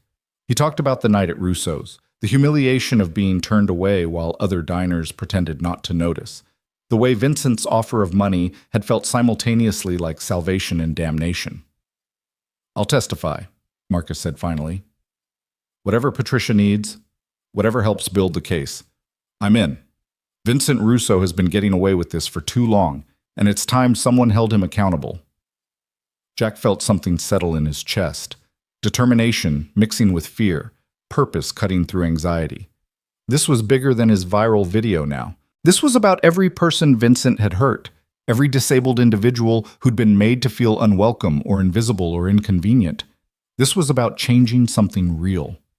"Thank you," Jack said simply, "for trusting us, for being willing to speak up. Thank you for starting this, for giving us a chance to finish it." Marcus extended his hand again, and this time Jack shook it with equal firmness. Two men who'd been thrust into an unwanted battle now choosing to fight it together. The media coverage intensified over the following week. News outlets picked up the story about Marcus Webb and the possibility of more victims. Think pieces proliferated about NDAs being used to silence discrimination claims. Disability rights activists organized protests outside Russo's, holding signs that read, "Access is a right, not a privilege," and "Vincent Russo, stop hiding behind lawyers." Vincent himself gave a press conference, flanked by his legal team, delivering a carefully crafted statement about respecting all customers while maintaining the right to make operational decisions in the best interest of his business. He portrayed himself as a victim of internet mob justice, claimed Jack and Claire were exploiting the situation for attention and money, suggested that Marcus Webb's accusations were motivated by greed rather than genuine grievance. "I've built my reputation over 30 years, Vincent said to the cameras, his expression arranged in wounded dignity. "I've served this community, employed hundreds of people, donated generously to local charities. And now my life's work is being destroyed by opportunists who see a chance to profit from manufactured outrage. I refuse to be bullied into admitting wrongdoing I didn't commit." Jack watched the press conference from his living room, Mia curled against his side, and felt rage warring with something like pity. Vincent genuinely seemed to believe his own narrative, that he was the wrong party, that the discrimination was imaginary or at least justified, that standing up for disability rights was actually an attack on his freedom. "He's lying, right?" Mia asked. "About you wanting money?" "Yes, sweetheart. He's lying." "Why do grown-ups lie so much? Miss Sarah said lying makes everything worse." Miss Sarah was right, but sometimes people lie because the truth makes them look bad, and they'd rather everyone else be wrong than admit they made a mistake. Mia processed this with 8-year-old logic. "That's dumb." "Yeah," Jack agreed, pulling her closer. "Yeah, it really is." The countersuit was filed formally 3 days later. Jack, Claire, and Marcus Webb listed as plaintiffs. The charges included violations of the Americans with Disabilities Act, discrimination based on disability, intentional infliction of emotional distress, and a request for damages not just for the plaintiffs, but for every victim Vincent had paid to silence. Patricia was asking for $2 million, 10 times what Vincent was demanding from Jack, plus injunctive relief requiring Russo's to undergo comprehensive accessibility renovations and staff training. Vincent's response was swift and vicious. He amended his original lawsuit, now claiming that Jack, Claire, and Marcus were engaged in a conspiracy to destroy his business through false accusations. He accused Claire of using her wealth to manipulate the situation, suggested Jack was an absent father exploiting his daughter for sympathy, implied Marcus was an unstable veteran with grudges against successful business owners. The smear campaign spread through social media like wildfire. Anonymous accounts posted edited videos making Jack look aggressive, shared conspiracy theories about Claire's company financing a coordinated attack on Italian restaurants, claimed Marcus had a history of filing frivolous lawsuits. The ugliness of the internet's underbelly emerged fully, trolls and bigots and people who just enjoyed cruelty all piling onto the controversy. Jack's apartment building received calls from reporters and photographers camped outside trying to get statements. Mia's school had to implement new security procedures because of concerns about media harassment. Claire's company stock briefly dipped as investors worried about negative publicity. Marcus received death threats from people claiming he was disrespecting veterans by playing the victim. Through it all, Patricia remained grimly optimistic. "This is Vincent panicking," she explained during one of their strategy sessions. "He's throwing everything at the wall, hoping something sticks. But panic means he knows he's losing. Confident people don't need smear campaigns." The breakthrough came from an unexpected source. A journalist named Sarah Chen, who'd been covering the story for the Portland Tribune, published an investigation revealing that Vincent had ignored a city compliance order to install proper accessibility features at Russo's. 5 years ago, building inspectors had cited him for inadequate ramps and bathrooms that violated ADA standards. Vincent had been ordered to make corrections within 6 months. He'd paid the initial fine and then simply ignored the order. The city had never followed up, and Vincent had continued operating a non-compliant business for half a decade. The article included photos of Russo's current layout: narrow doorways, steps without ramps, bathrooms too small for wheelchair access, alongside the original compliance order documenting exactly what needed to change. It was damning evidence that Vincent's discrimination wasn't accidental or based on legitimate safety concerns. It was willful, calculated, and backed by the assumption that disabled customers simply wouldn't matter enough for anyone to enforce the law. Public opinion shifted dramatically overnight. Even people who'd been defending Vincent's right to run his business as he saw fit had trouble justifying 5 years of ignored safety violations.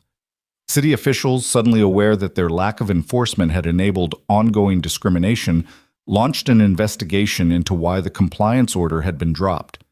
The mayor gave a press conference promising comprehensive review of accessibility code enforcement across all Portland businesses. And Vincent Russo, facing the disintegration of his carefully maintained reputation, made a catastrophic mistake. He agreed to a televised interview. Jack watched the interview live, sitting in Patricia's office alongside Claire and Marcus. They'd gathered there because Patricia wanted them all together when Vincent either destroyed himself or somehow salvaged his position, and she'd bet heavily on destruction. The interviewer, a sharp-eyed woman from a national news program, started gentle, letting Vincent tell his side of the story, express his frustrations about internet justice, portray himself as a reasonable man caught in an unreasonable situation. Vincent leaned into it, his media training evident in every carefully modulated response. Then the interviewer shifted gears. "Mr. Russo, we've obtained documents showing you paid settlements to at least 5 individuals who claimed discrimination at your restaurant. Can you explain those payments?" Vincent's smile flickered. "Those were nuisance settlements.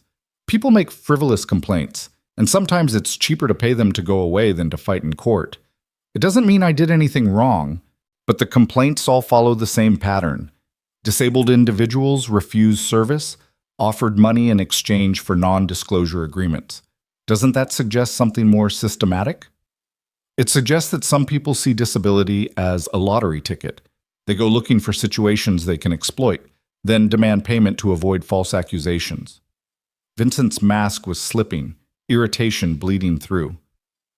"I run a business, not a charity.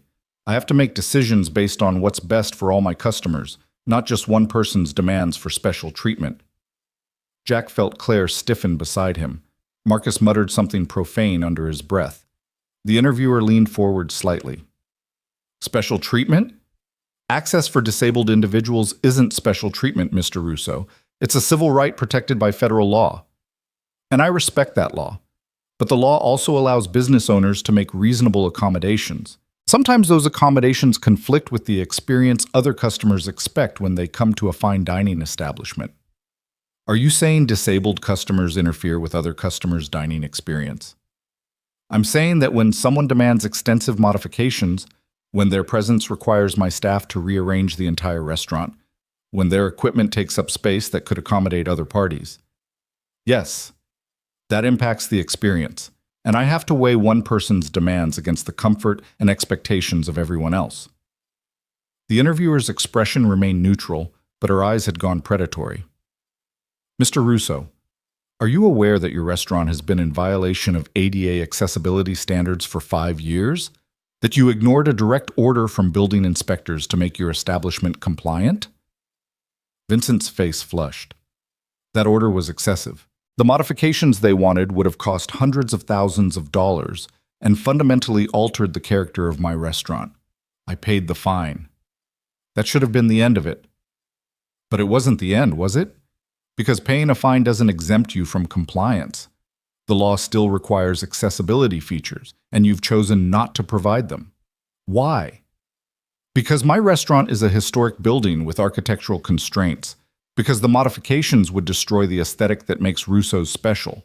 Because Vincent caught himself, but the damage was done. Because I built something beautiful, and I refuse to let bureaucratic overreach destroy it. Even if that means excluding disabled people? It's not about exclusion. It's about preservation. It's about maintaining standards. Vincent's voice rose, his composure cracking. You want me to apologize for running a successful business? For creating an experience that people value? For refusing to let activists and ambulance chasers dictate how I operate my own establishment? Jack watched Vincent unravel on national television, watched him transform from measured businessman to angry bigot in real time, and felt a strange mixture of satisfaction and sadness. This was what happened when privilege met accountability. When someone who'd never had to justify their prejudices suddenly faced questions they couldn't deflect or buy their way out of. The interviewer wasn't done. Mr. Russo, you're currently suing Jack Reynolds for defamation because he called you a bigot. After this conversation, after hearing you describe disability accommodations as demands for special treatment and disabled customers, as potentially interfering with others' dining experience, do you still believe that characterization was false? Vincent stared at her, seeming to realize too late how thoroughly he'd condemned himself. This interview is over. He stood, tearing off his microphone, and walked off the set while cameras continued rolling. The interviewer turned to face the camera directly. That was Vincent Russo, owner of Russo's restaurant in Portland, Oregon, currently facing multiple lawsuits for disability discrimination. Mr. Russo declined to continue our conversation. Patricia paused the recording, turned to face them with undisguised satisfaction. And that, ladies and gentlemen, is what we call a confession. Claire was crying quietly, her hands pressed to her face. Marcus had gone very still, his jaw clenched. Jack felt something loosening in his chest. The tight knot of fear and doubt he'd been carrying since that night at the restaurant finally beginning to unravel. He really believes it, Claire said through her tears. He genuinely thinks he's right, that accessibility is oppression, that disabled people are problems to be managed, that his aesthetic matters more than human dignity. People like Vincent always believe they're right, Patricia said gently. That's what makes them dangerous, but it's also what makes them beatable. He just admitted on national television that he views disability accommodations as burdens, that he's willing to violate federal law to maintain his restaurant's character, that he sees disabled customers as lesser than his other patrons. Any jury in the country would convict him based on that interview alone. So what happens now? Jack asked. Now Vincent's lawyers have a very bad day trying to explain that interview to a judge. Now the Department of Justice gets involved because he essentially confessed to willful ADA violations. Now city officials scramble to explain why they didn't enforce compliance orders. And now, Patricia's smile was sharp. We win. The fallout from Vincent's disastrous interview was immediate and spectacular. By the next morning, every major news outlet had picked up clips of him dismissing disability accommodations as burdensome and calling accessible design a destruction of his restaurant's aesthetic. Social media exploded with a fury that made the original video's virality look modest by comparison. Hashtags like #RussoExposed and #accessibility. Matters trended nationally. Disability rights organizations issued statements condemning Vincent's attitudes. Even politicians who normally avoided controversial social issues felt compelled to weigh in, calling for stricter enforcement of ADA regulations. Jack woke to find his phone flooded with messages again, but this time the tone was different. People weren't just thanking him for standing up, they were celebrating what felt like the beginning of real change. Former Russo's employees started coming forward anonymously, sharing stories about Vincent's treatment of disabled customers they'd witnessed over the years. One waiter described being ordered to tell a woman with a service dog that the animal wasn't allowed because it made Vincent uncomfortable. A hostess recalled Vincent instructing her to book wheelchair users only during off-peak hours when their presence would be less noticeable to other guests. The testimonies painted a picture of systematic discrimination that went beyond isolated incidents into deliberate policy, unwritten but clearly understood by everyone who worked there. Patricia collected every statement, every email, every scrap of evidence that Vincent had created an entire culture of exclusion at his restaurant. 3 days after the interview, Jack received a call from the Department of Justice's Civil Rights Division. A federal prosecutor named Amanda Morrison wanted to meet with him, Claire, and Marcus to discuss potential criminal charges against Vincent for willful violation of the Americans with Disabilities Act. Criminal charges, not just civil liability, but the possibility of Vincent facing actual prosecution for his discriminatory practices. They met in a downtown federal building, ushered into a conference room where Amanda Morrison waited with files spread across the table. She was younger than Jack expected, maybe early 40s, with the kind of focused intensity that suggested she took civil rights violations very personally. "Thank you all for coming," Amanda said, shaking each of their hands before gesturing to the seats. "I've been reviewing your case, and I want to be direct with you. What Vincent Russo has done, the pattern of discrimination, the ignored compliance orders, the NDAs used to silence victims, this rises to the level of criminal conduct under federal law. The ADA includes criminal penalties for willful violations, and Mr. Russo's own statements make it clear his actions were knowing and intentional." "Criminal penalties?" Claire repeated, surprise evident in her voice. "I thought ADA cases were civil matters." "Most are. But when there's clear evidence of willful and egregious violations, when someone deliberately flouts the law and actively works to cover up their discrimination, criminal prosecution becomes an option. Vincent's interview gave us probable cause. His history of ignored compliance orders and payoffs gives us a pattern. Your testimonies give us victims." Amanda's expression was grim but determined.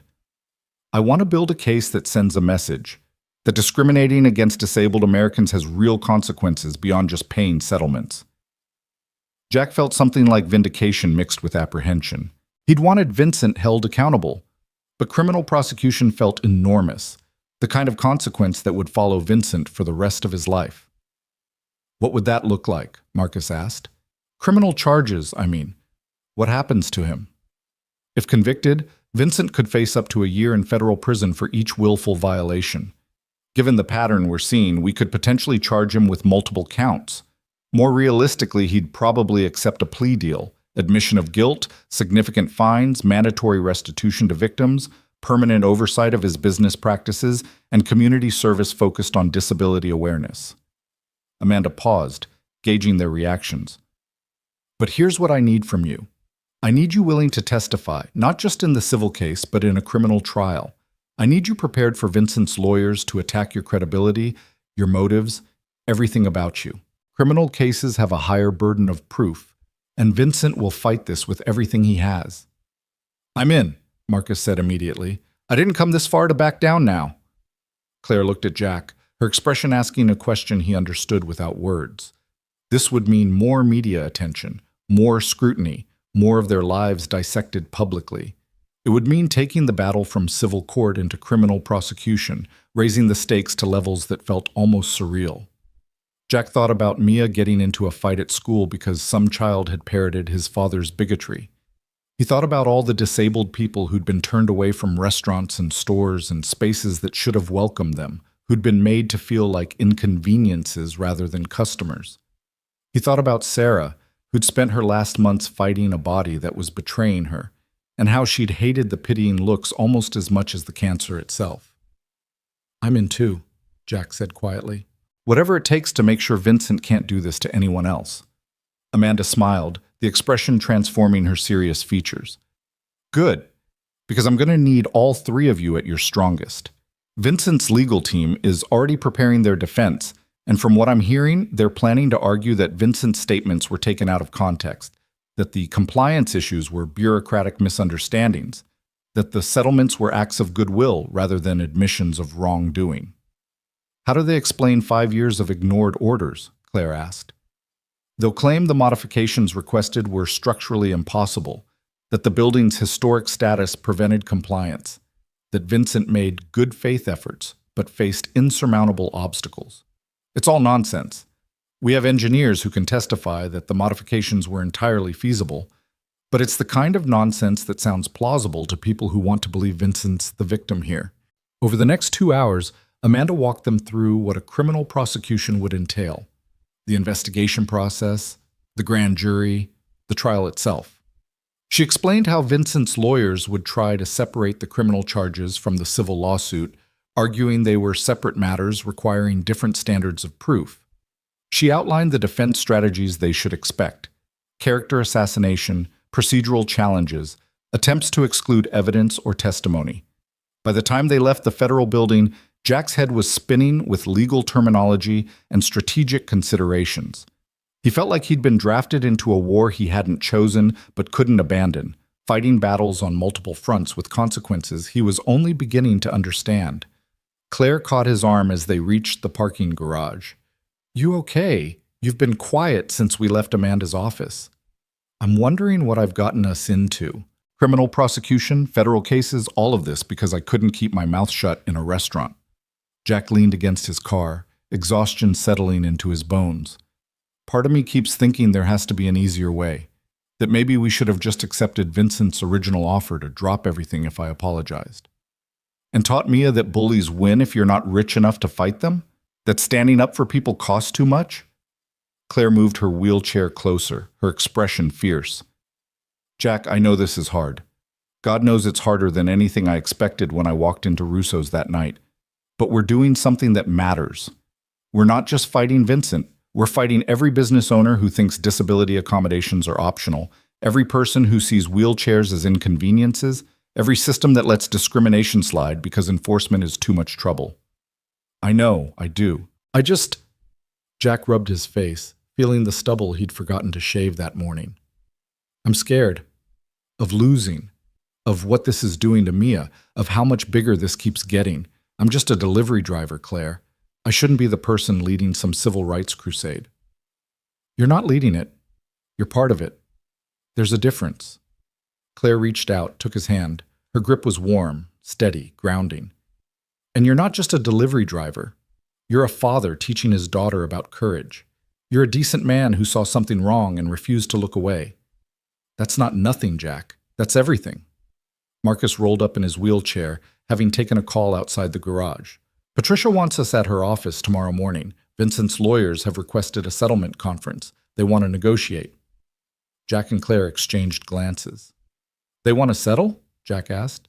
"After everything Vincent said publicly about fighting this? After that interview tanked his reputation and the DOJ started a criminal investigation? Yeah, I'd say Vincent's lawyers are strongly suggesting he cut his losses." Marcus's expression was sardonic. "Funny how principles become flexible when federal prison enters the conversation." The settlement conference took place in a neutral location, a law office in downtown Portland that specialized in mediation. Vincent arrived with 3 lawyers, all wearing identical expressions of grim determination. He looked older than he had at the restaurant, his face drawn, dark circles under his eyes suggesting sleepless nights spent watching his empire crumble. Jack, Claire, and Marcus sat on one side of the long conference table with Patricia. Vincent and his legal team occupied the other side. A mediator, a retired judge named Harold Chen, sat at the head, his role to facilitate negotiation and hopefully reach some resolution that didn't require months of litigation. "Before we begin," Judge Chen said, his voice carrying the weight of decades on the bench, "I want to establish ground rules. This is a settlement conference, not a trial. We're here to find common ground, not to litigate grievances.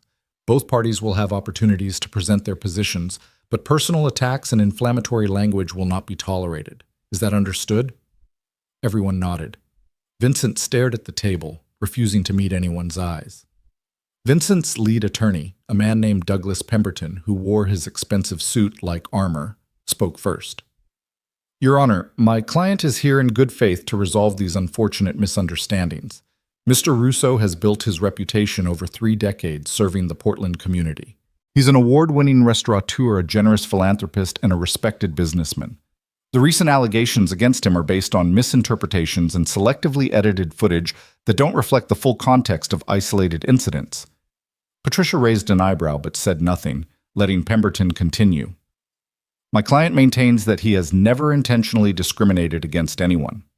The incidents in question involved legitimate business concerns, safety issues, capacity constraints, operational challenges. Mr. Russo has always been willing to make reasonable accommodations, but he cannot be expected to fundamentally alter his establishment for individual demands that compromise the experience of other patrons. That's a lie, Marcus said flatly, breaking the measured tone of the conference. He called me a crippled soldier. He told me my wheelchair reminded his customers of unpleasant things. There was no safety concern, no capacity issue, just bigotry dressed up in polite language. Pemberton's expression remained neutral. Mr. Webb, I understand you have strong feelings about this situation. However, the conversation you describe occurred 7 years ago and is disputed by my client. Without corroboration, it becomes a matter of he said, he said. Except there are 5 other people Vincent paid to keep quiet about similar conversations, Claire interjected. That's not he said. He said, that's a pattern. Those were nuisance settlements, Pemberton countered. My client chose to resolve minor disputes rather than engage in costly litigation. That's standard business practice, not an admission of wrongdoing. Judge Chen raised a hand. Let's move past arguing about the merits of the underlying claims. We're here to discuss resolution. Mr. Pemberton, what is your client offering? Pemberton glanced at Vincent, received a slight nod, and pulled out a document. Mr. Russo is willing to make the following concessions. First, he will drop all legal action against Mr. Reynolds, including the defamation and interference claims. Second, he will issue a public statement acknowledging that misunderstandings occurred and expressing his commitment to serving all customers. Third, he will donate $50,000 to a disability rights charity of the plaintiff's choosing. And fourth, he will implement accessibility training for his staff within 6 months. The offer hung in the air, simultaneously substantial and insulting. Vincent would pay money, say some words, and train his employees, but he wouldn't admit wrongdoing, wouldn't acknowledge discrimination, wouldn't accept responsibility for years of systematic exclusion. And what does he want in return? Patricia asked, though her tone suggested she already knew. The plaintiffs dropped their civil lawsuit, agree to make no further public statements about Mr. Russo or his business, and cooperate with Mr. Russo's legal team in requesting the Department of Justice close its criminal investigation. He wants us to silence ourselves and derail the federal case, Claire said, her voice sharp with anger, in exchange for some money and a meaningless apology. The apology would be public and sincere, Pemberton insisted. My client recognizes that mistakes were made in how certain situations were handled. Stop calling it situations, Jack interrupted, his patience finally snapping. Call it what it was. Vincent discriminated against disabled people. He refused them service because of their disabilities. He paid them to stay quiet about his discrimination. He ignored federal law requiring accessibility. And when he got caught, he tried to sue me into silence. Those aren't situations. Those are crimes.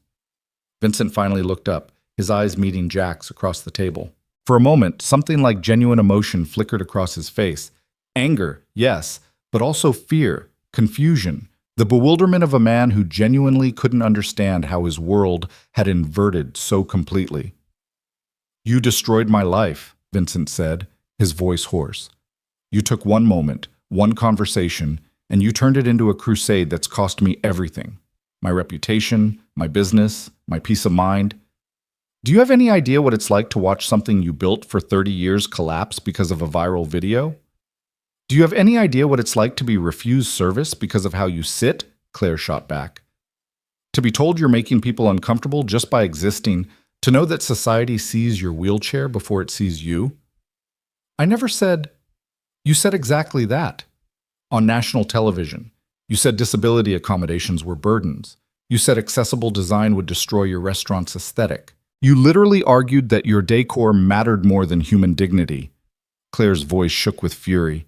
Don't you dare act like you're the victim here, Vincent. You victimized people for years, and the only thing Jack destroyed was your ability to keep doing it without consequences.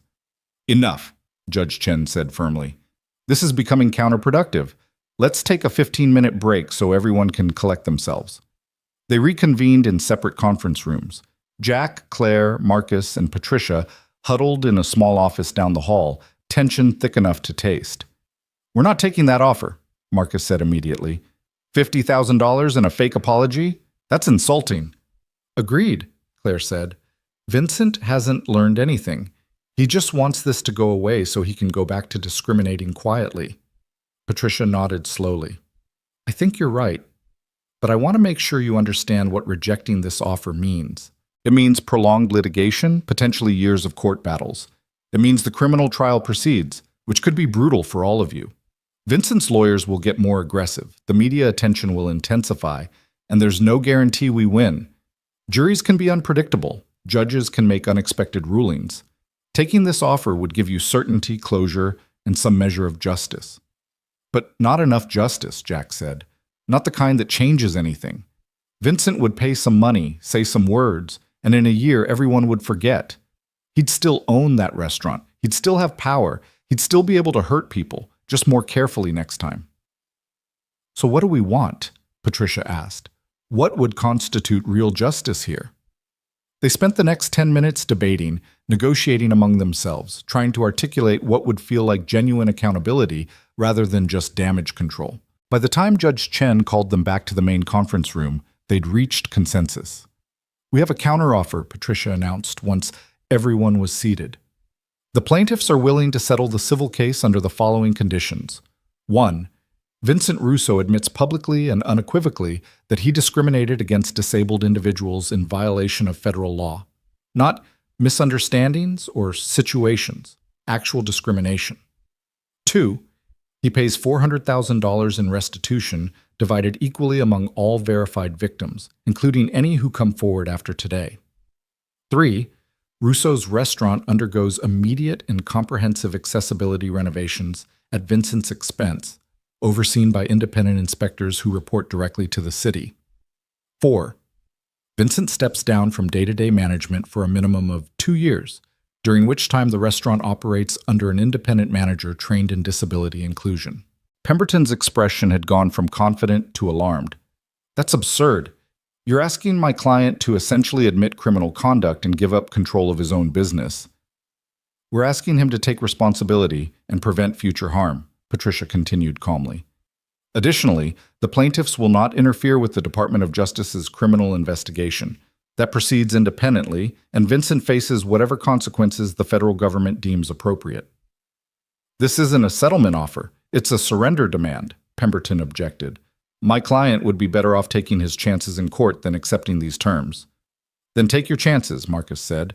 Go to trial. Put Vincent on the stand.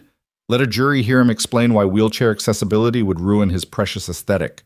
See how that works out for you. Vincent was pale, his hands trembling slightly on the table. He leaned close to Pemberton, whispering urgently. His lawyer listened, frowned, whispered back. The other 2 attorneys joined the huddle, a quiet conference happening while Jack, Claire, and Marcus waited in tense silence. Finally, Vincent pulled back, his expression defeated. What if I agree to everything except stepping down from management? It's my restaurant. I can make the changes, implement the training, ensure compliance, but asking me to give up control, that's destroying everything I've built. Everything you've built is based on excluding people, Claire said quietly. Maybe it needs to be rebuilt by someone who understands that accessibility isn't optional. I can learn. I can change. Vincent's voice cracked slightly. I know I've made mistakes. I know I've hurt people. But I've spent 30 years building Russo's. It's not just a business. It's my life's work. Don't take that away from me. Jack studied Vincent across the table, trying to find sympathy for a man who'd threatened to sue him into poverty, who'd called disabled people burdens, who'd built a career on exclusion. Part of him wanted to refuse any compromise, to demand maximum consequences and watch Vincent lose everything the way so many of his victims had lost dignity and access and the simple right to exist in public spaces. But another part, the part that sounded like Sarah reminding him that vengeance and justice weren't the same thing, wondered if there was space for redemption. If Vincent genuinely wanted to change, if he could transform his restaurant into a model of accessibility, would forcing him out accomplish anything except satisfying their anger? What do you think? Jack asked, turning to Claire and Marcus. Is there a version of this where Vincent stays involved but under supervision, where he has to prove he's changed rather than just walking away? Claire considered this, her expression conflicted. Marcus looked skeptical but thoughtful. Maybe, Claire said slowly, if Vincent agrees to active oversight, not just inspections but regular audits by disability rights organizations. If he commits to making Russo's a showcase for accessibility, not just meeting minimum standards but exceeding them. If he does community service, real service, working with disabled individuals, learning what their lives are actually like. And if he screws up even once, if there's even a hint of discrimination or non-compliance, he's out permanently, Marcus added. No second chances after the second chance. Patricia looked at Judge Chen, who nodded slightly. That could work as a framework for settlement. Vincent remains involved but under strict oversight, with immediate removal if he violates any terms. The question is whether Mr. Russo would accept those conditions. All eyes turned to Vincent, who sat hunched in his chair, looking smaller somehow than the man who'd sneered at Claire in his restaurant doorway. He was quiet for a long moment, and Jack wondered if he was calculating costs and benefits, weighing pride against consequences, or genuinely grappling with what he'd done and who he'd been. I'll do it, Vincent said finally. All of it. The admission, the restitution, the renovations, the oversight. I'll work with disability organizations, do community service, prove that I can be better than I was. But please, let me try to fix this. Let me make Russo's into something I can actually be proud of. The negotiations continued for another 2 hours. Lawyers hammering out specific language, defining terms, establishing enforcement mechanisms. By the time Judge Chen called for a final break, they had a settlement framework that felt like actual accountability rather than just conflict avoidance. $400,000 in restitution, public admission of discrimination, comprehensive accessibility renovations costing an estimated $300,000 more, 2 years of intensive oversight by a disability rights committee with the power to remove Vincent if he violated any term, monthly audits, quarterly reports, annual reviews. Vincent would keep his restaurant, but he'd run it under conditions that would transform it fundamentally. Before we finalize this, Judge Chen said, I want to hear from each plaintiff that they genuinely accept these terms. This is your case, your choice, your future that's being negotiated. Mr. Reynolds, we'll start with you. Jack looked at Vincent, sitting defeated across the table, then at Claire and Marcus beside him, then down at his own hands, calloused from years of carrying packages, scarred from that night Mia had tried to teach him to cook, and he'd burned himself on the oven. Ordinary hands that had somehow pushed a button that started an avalanche. I accept, he said quietly, not because I think Vincent's fully learned his lesson, but because I think this gives him a genuine chance to, and because the oversight mechanisms mean that if he hasn't learned, he loses everything anyway. This isn't about punishment, it's about preventing future harm. If this settlement does that, then I'm satisfied. Ms. Donovan? Judge Chen prompted. I accept as well, Claire said. With the understanding that the Disability Rights Committee overseeing Russo's will include actual disabled individuals, not just advocates. Vincent needs to work with people like me, learn from people like me, until he genuinely understands that our access isn't a favor he's granting, but a right he was denying. Mr. Webb? Marcus was quiet longer than the others, his jaw working as he wrestled with 7 years of silence and resentment. I spent 7 years regretting that I took Vincent's money and kept quiet. I told myself I'd never get another chance to hold him accountable, that his privilege and power meant he'd always get away with what he did to me and others. This settlement gives me something I didn't think possible, real consequences, real change, and real hope that what happened to me won't happen to someone else. So yeah, I accept. But Vincent, he looked directly at the restaurant owner. If you screw this up, if you waste this chance, I will personally make sure everyone knows. No NDAs this time. No silence. You'll have to live with your choices publicly, permanently. Vincent nodded slowly, meeting Marcus's eyes. Understood. And Marcus, I'm sorry. For what I said, for how I treated you, for making you feel like your service and sacrifice meant nothing because of your wheelchair. I can't undo that, but I can try to do better going forward. The apology landed awkwardly, insufficient to the harm, but genuine enough to suggest Vincent was beginning to understand the weight of what he'd done. Marcus didn't respond, just nodded once, accepting the words, if not forgiving the actions that required them. Judge Chen looked at Vincent. "Mr. Russo, do you accept the settlement terms as negotiated?" "I do," Vincent said quietly. "And I'll honor them. All of them." They signed the papers that afternoon, making the settlement legally binding. Vincent's public statement would be released within 48 hours, his restitution payments distributed within 30 days, his renovations beginning immediately under the supervision of the newly formed Oversight Committee. The civil lawsuit was officially resolved, though the criminal investigation would continue independently, with Amanda Morrison determining whether federal charges were still warranted given Vincent's cooperation and admission. As they left the mediation office, stepping out into Portland's gray afternoon, Jack felt exhausted relief wash over him. It wasn't quite victory, too complicated for simple triumph, but it was something. Accountability, consequences, change. The beginning of justice, even if not its completion.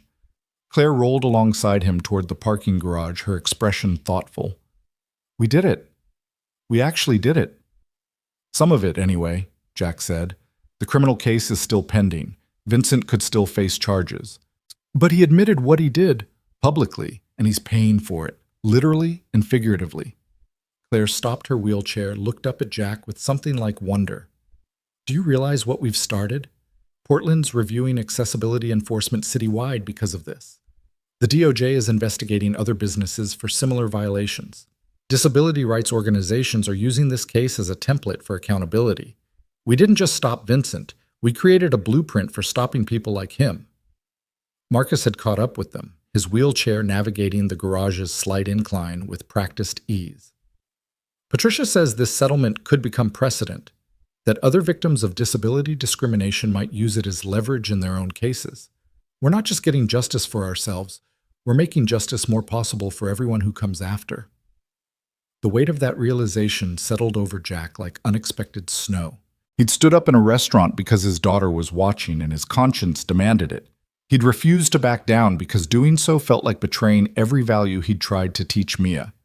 And somehow, through viral videos and lawsuits and media storms and federal investigations, that simple act of decency had transformed into something that mattered beyond his small life. "I need to pick up Mia from school," Jack said, checking his watch. "Want to come with me? Both of you? I think she'd like to hear that her dad's fight is over. Well, mostly over." They drove together, Jack's Honda leading, Claire and Marcus following in their adapted vehicles. The school parking lot was clearing out when they arrived, parents collecting children, the daily rhythm of ordinary life continuing around them. Jack spotted Mia sitting on the front steps with her backpack, waiting with her usual patience. When she saw the three of them approaching, her face lit up with uncomplicated joy. "Claire, Marcus, what are you guys doing here?" "We came to tell your dad something important," Claire said, smiling, "and we thought you should hear it too." They found a quiet spot under a tree on the school grounds, and Jack explained the settlement in 8-year-old appropriate terms.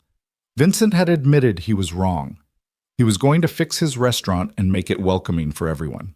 He was paying money to the people he hurt, and there would be people watching to make sure he kept his promises. "So the bad guy said he was sorry and has to be better now?" Mia summarized, her face scrunched in concentration. "Essentially, yeah," Marcus said, grinning. "And you don't have to fight anymore? No more lawsuits or scary phone calls?" "No more lawsuits," Jack confirmed. "Well, there's still some stuff the government is handling, but the part where we're directly involved, that's finished." Mia processed this information with the gravity it deserved, then looked up at her father with those serious brown eyes that still sometimes surprised him with their wisdom. "Did we win, Daddy?" Jack thought about that question, about victory and justice, about compromise and accountability, about the difference between defeating an enemy and changing a system.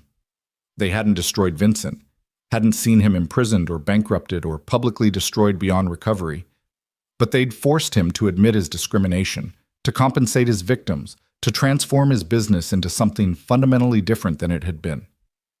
"Yeah, sweetheart," Jack said softly, pulling his daughter close. "I think we did." That evening, after Mia was asleep, Jack sat on his small apartment balcony with a beer he'd been saving for something worth celebrating. His phone buzzed with a text from Claire. Thank you for everything. For standing up for me, for fighting beside me, for showing me that not everyone sees the wheelchair first. Jack typed back, "Thank you for teaching me that courage isn't the absence of fear. It's deciding something matters more than the fear." A moment later, another text. "Tomorrow, when all this media attention dies down and life goes back to normal, would you maybe want to get coffee? Just coffee, nothing dramatic, no lawsuits or settlements or cameras. Just two people who've been through something strange together and might want to see if there's something besides crisis connecting them." Jack stared at the message, his heart doing complicated things in his chest.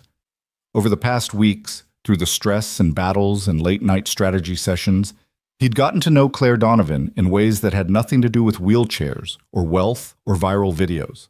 He'd learned that she collected first-edition mysteries, that she laughed at terrible puns, that she remembered obscure facts about ancient Rome and could quote entire episodes of her favorite TV shows. He'd discovered that her competence in boardrooms coexisted with terrible cooking skills, that her fierce advocacy for disability rights came from deep wells of frustrated love for a world that didn't quite know how to include her. And somewhere in the middle of fighting for justice, he'd realized he was falling for her. Not because she was a millionaire CEO who could afford the best lawyers, not because she was the reason his life had become interesting and complicated, but because she was Claire, brilliant and funny and wounded and strong, seeing him as more than just a delivery driver the same way he saw her as more than her wheelchair. "Coffee sounds perfect," he typed. "Tomorrow at Marchetti's? I hear they have great cappuccino." Claire's response came almost instantly. "It's a date. Well, maybe a date. A potential date. A coffee that might become a date if we don't spend the whole time talking about Vincent Russo." Jack smiled at his phone, at this strange, brave woman who'd stumbled into his life at exactly the moment he needed reminding that standing up for others sometimes meant standing up for yourself too. Deal. No Vincent, just coffee and conversation and seeing what happens when our lives aren't actively on fire. The October wind picked up, carrying the smell of rain and possibility. Jack finished his beer, looked out over the modest view from his balcony, parking lots and streetlights and the distant glow of downtown Portland, and felt something unfamiliar settling into his bones. Hope, maybe. Or peace. Or just the simple understanding that sometimes doing the right thing doesn't destroy you. Sometimes it opens doors you didn't know existed, connects you to people you never would have met, transforms your ordinary life into something that matters beyond your small corner of the universe. His phone buzzed one more time. "Marcus Webb. Beer tomorrow? I'm buying. Figure we should celebrate properly. Me, you, and whoever else survived Vincent Russo's attempt to sue us into submission." Jack grinned, typed back an affirmative, and headed inside. Tomorrow there would be coffee with Claire, beer with Marcus, the continuing process of life after battle. Tomorrow the media attention would begin fading. The viral video would become yesterday's news. And Jack Reynolds would return to being an ordinary person rather than an accidental symbol of standing up to discrimination. But tonight, in the quiet of his apartment with his daughter sleeping safely down the hall, Jack allowed himself to feel satisfaction. Not pride, that felt too large for what he'd done, but satisfaction that when confronted with cruelty, he'd chosen compassion. When given the option to look away, he'd chosen to see. When threatened with consequences, he'd chosen courage. Miss Sarah would have been proud. Mia was definitely proud. And maybe, just maybe, Jack was learning to be proud of himself too. Not for being perfect or heroic or anything dramatic, but for being decent when decency was difficult. For standing up when sitting down would have been easier. For teaching his daughter through actions rather than words that some things matter more than comfort or safety or avoiding conflict. The viral video that had started everything was still out there, still accumulating views and comments and shares. Millions of people had watched Jack Reynolds confront Vincent Russo, had judged and analyzed and argued about what happened in that restaurant. Some called him a hero. Others called him a troublemaker. Most probably just scrolled past, momentarily engaged, and then moving on to the next piece of content in their endless feed. But for Jack, for Claire, for Marcus, and for every disabled person who'd been made to feel unwelcome in spaces that should have included them, the video was more than content. It was evidence. It was validation. It was proof that sometimes speaking up matters, that sometimes confronting cruelty changes things, that sometimes one person's courage can spark movements they never intended to start. Jack checked on Mia one last time before heading to bed, watching his daughter sleep with her report card still visible on her nightstand. The reason they'd gone to Russo's in the first place, the catalyst for everything that followed. Straight A's that deserved celebration, leading to a confrontation that deserved consequences, resulting in justice that deserved acknowledgement. Tomorrow would bring new challenges. The criminal investigation would continue. Vincent's transformation from bigot to reformed advocate would be tested. The Disability Rights Committee would begin its oversight. Claire's coffee invitation would become either a date or a friendship or something else entirely. Life would reassert its complexity, its constant demand for decisions and courage, and the willingness to keep showing up even when showing up was hard. But tonight, Jack Reynolds slept the sleep of someone who'd fought for something that mattered and lived to tell the tale. In the morning, he would wake up to a changed world, not perfect, not fixed, but maybe, just maybe, a little bit better than it had been before. The morning after the settlement, Jack woke to silence. The first morning in weeks without his phone erupting with notifications, without reporters camped outside his building, without the gnawing anxiety that Vincent's lawyers would find some new way to destroy his life. The quiet felt strange, almost suspicious, like the eye of a hurricane that might resume spinning at any moment. He made pancakes for Mia, drove her to school without incident, and found himself with 3 hours before his coffee date with Claire. Coffee date. The words felt foreign in his mouth, weighted with possibility he wasn't sure he was ready to hold. It had been 3 years since Sarah died, 3 years of focusing entirely on Mia and work and survival. 3 years of telling himself that romance was something for his past rather than his future.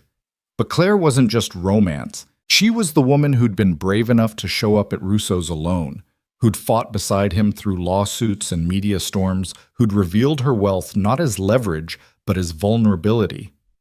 She was brilliant and funny and understood loss in ways most people couldn't, and somewhere in the chaos of fighting Vincent Russo, Jack had started imagining what it might feel like to build something with her beyond just shared battle scars. His phone rang. Patricia Huang, her voice brisk and professional as always. Jack, quick update. The DOJ has decided not to pursue criminal charges against Vincent. Amanda Morrison called this morning to say that given his cooperation, his public admission, and the comprehensive settlement terms, they believe civil penalties are sufficient. Vincent won't face prison time. Jack processed this, trying to identify what he felt. Relief? Disappointment? Some complicated mixture of both? Is that good or bad? He asked. It's practical, Patricia said. Criminal trials are expensive, time-consuming, and would have required you, Claire, and Marcus to testify under incredibly hostile cross-examination. This way, Vincent faces real consequences without putting you through more trauma. The settlement terms are actually more restrictive than anything a criminal court would have imposed. So it's really over? Completely? The legal battles, yes. What happens next is up to Vincent and whether he honors the settlement. The Oversight Committee starts work next week, and they've already received 3 more complaints from former Russo's customers willing to testify about discrimination they experienced. Vincent's about to learn that accountability is an ongoing process, not a one-time event. After Patricia hung up, Jack sat in his car outside Marchetti's, watching Claire through the window. She was already there, sitting at a corner table with 2 cappuccinos, her wheelchair positioned at an angle that suggested she'd been thinking about accessibility even in this moment. She looked nervous, her fingers drumming on the table, her eyes scanning the entrance like she was afraid he might not show up. Jack climbed out of his Honda, straightened his shirt, a different button-down, green this time, because blue felt too much like recreating that first night, and walked inside. Maria, the owner, saw him and beamed, hurrying over to kiss both his cheeks like he was returning family. Jack, and with Claire, I see. So beautiful, you two. Sit, sit. I bring you something special. She winked with the subtlety of a freight train and disappeared toward the kitchen. Claire smiled as Jack slid into the seat across from her. I think Maria's decided we're a couple. She's been giving me knowing looks since I arrived. Maria thinks everyone should be a couple. She tried to set me up with her niece last year, twice. Jack wrapped his hands around the cappuccino, grateful for something to hold. So, we're really doing this? Having coffee without lawyers or lawsuits or Vincent Russo as conversational buffer? Terrifying, right? Claire's smile was nervous but genuine. I realized last night that I know everything about your legal strategy and nothing about your favorite movie. That most of our conversations have been crisis management rather than actual getting to know you stuff. Well, favorite movie is easy. The Princess Bride. Sarah and I watched it probably 50 times, and now Mia insists on quoting it constantly. Last week she told a kid at school that his behavior was inconceivable. Claire laughed, the sound warm and unguarded. That's perfect. Mine's When Harry Met Sally, which I'm sure says something profound about my romantic optimism, or lack thereof. I've watched it alone so many times I can recite entire scenes. They fell into conversation more easily than Jack expected, trading stories about childhood and college, embarrassing moments and proud achievements, the small details that transform strangers into actual people. Claire talked about growing up in her father's company, watching him build Donovan Industries from a garage startup into a tech empire, learning business strategy before she learned algebra. She described the accident that killed her father and paralyzed her with painful honesty, the way grief and disability had arrived simultaneously, how she'd spent years untangling which losses were about the wheelchair and which were about losing the person who'd understood her best. Jack shared his own grief, Sarah's diagnosis, the brutal 18 months of treatments that didn't work, the strange empty space her absence had left in his life. He talked about Mia, about single fatherhood, about the constant fear that he was somehow failing to be enough parent for a daughter who deserved two. "You're not failing," Claire said softly, reaching across the table to touch his hand. "I've met Mia. She's confident, kind, brave, smart, everything a parent could hope for. You're doing better than enough, Jack. You're doing remarkably." The touch of her hand sent electricity up Jack's arm, a reminder that he had a body capable of wanting things beyond basic survival. He turned his palm up, threading his fingers through hers, watching Claire's expression shift from nervous to hopeful. "I don't know how to do this," Jack admitted quietly. "Dating, or whatever this is. Sarah was my high school sweetheart. I've never had to figure out romantic feelings as an adult, and everything about our situation is complicated. Your wealth, my poverty, the media attention, the fact that we met because someone discriminated against you. So we figure it out together," Claire said. Slowly, honestly. With the understanding that complicated doesn't mean impossible, just means we need to pay attention. She paused, vulnerability flickering across her face. "Jack, I need you to understand something. Money makes people strange around me. Either they want it, or they resent it, or they treat me like a charity project. I need to know that you see me as Claire, not as a bank account or a cause or a way to solve your financial problems. I see you as the woman who makes Mia laugh, who quoted legal precedent like poetry during strategy sessions, who admitted she's terrible at cooking with the same confidence most people reserve for accomplishments." Jack squeezed her hand gently. "The money is part of your life, sure, but it's not what I think about when I think about you. Mostly I think about how brave you were that night at Russo's, how you could have just left and let Vincent win, but you stayed and fought because you knew someone needed to."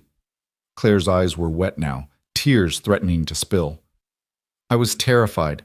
I'm always terrified when I go places alone, wondering if this will be the restaurant or store or venue that decides I'm not worth accommodating. And then you stepped forward, and for the first time in years, I didn't feel alone in that fear."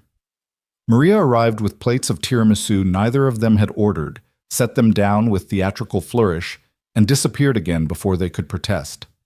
The dessert sat between them like an offering, sweet and rich, and completely unnecessary, but somehow exactly right. They stayed at Marchetti's for 3 hours, talking until Maria started giving them pointed looks about needing the table for lunch customers.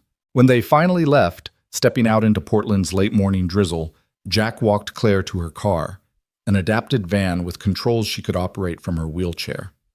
"So," Claire said, rain dotting her hair, her expression hopeful and scared in equal measure, "was this a date? Or coffee that might become a date? Or just two people who've been through trauma bonding over cappuccino?" Jack thought about Sarah, about the promises he'd made at her bedside that he'd live fully after she was gone, that he'd show Mia what love looked like, even when it was scary and uncertain and nothing like the fairy tales suggested. He thought about the past weeks, about standing up for Claire not because he was attracted to her, but because it was right, and how that foundation of integrity felt like something solid enough to build on. "It was a date," he said firmly, "and I'd like there to be more dates. If you want that too." "I want that too," Claire said, her smile transforming her entire face. "Though maybe next time, somewhere without Maria watching our every move like a matchmaking hawk." "Deal. I'll plan something. Somewhere accessible, somewhere quiet, somewhere we can just be Jack and Claire instead of viral video guy and millionaire CEO." Claire laughed, then grew serious. "Jack, before this goes further, there's something else you should know. Vincent's not the first person who's discriminated against me. This wheelchair, it's a filter that reveals who people really are. Some see it and immediately dismiss me as broken or tragic. Others fetishize it, treating me like inspiration porn. Very few see past it to the actual person. You did that, from the first moment. You saw me being treated unjustly and responded to the injustice, not the wheelchair. That's rare enough to be precious." "You're not your wheelchair any more than I'm my car keys," Jack said. "You're Claire, smart, fierce, occasionally terrifying in business meetings, according to Marcus, and apparently really bad at cooking. The chair is part of how you navigate the world, but it's not who you are. Most people don't understand that distinction. Then most people are idiots." Jack smiled. "But I think we established during the Vincent situation that there are a lot of idiots in the world."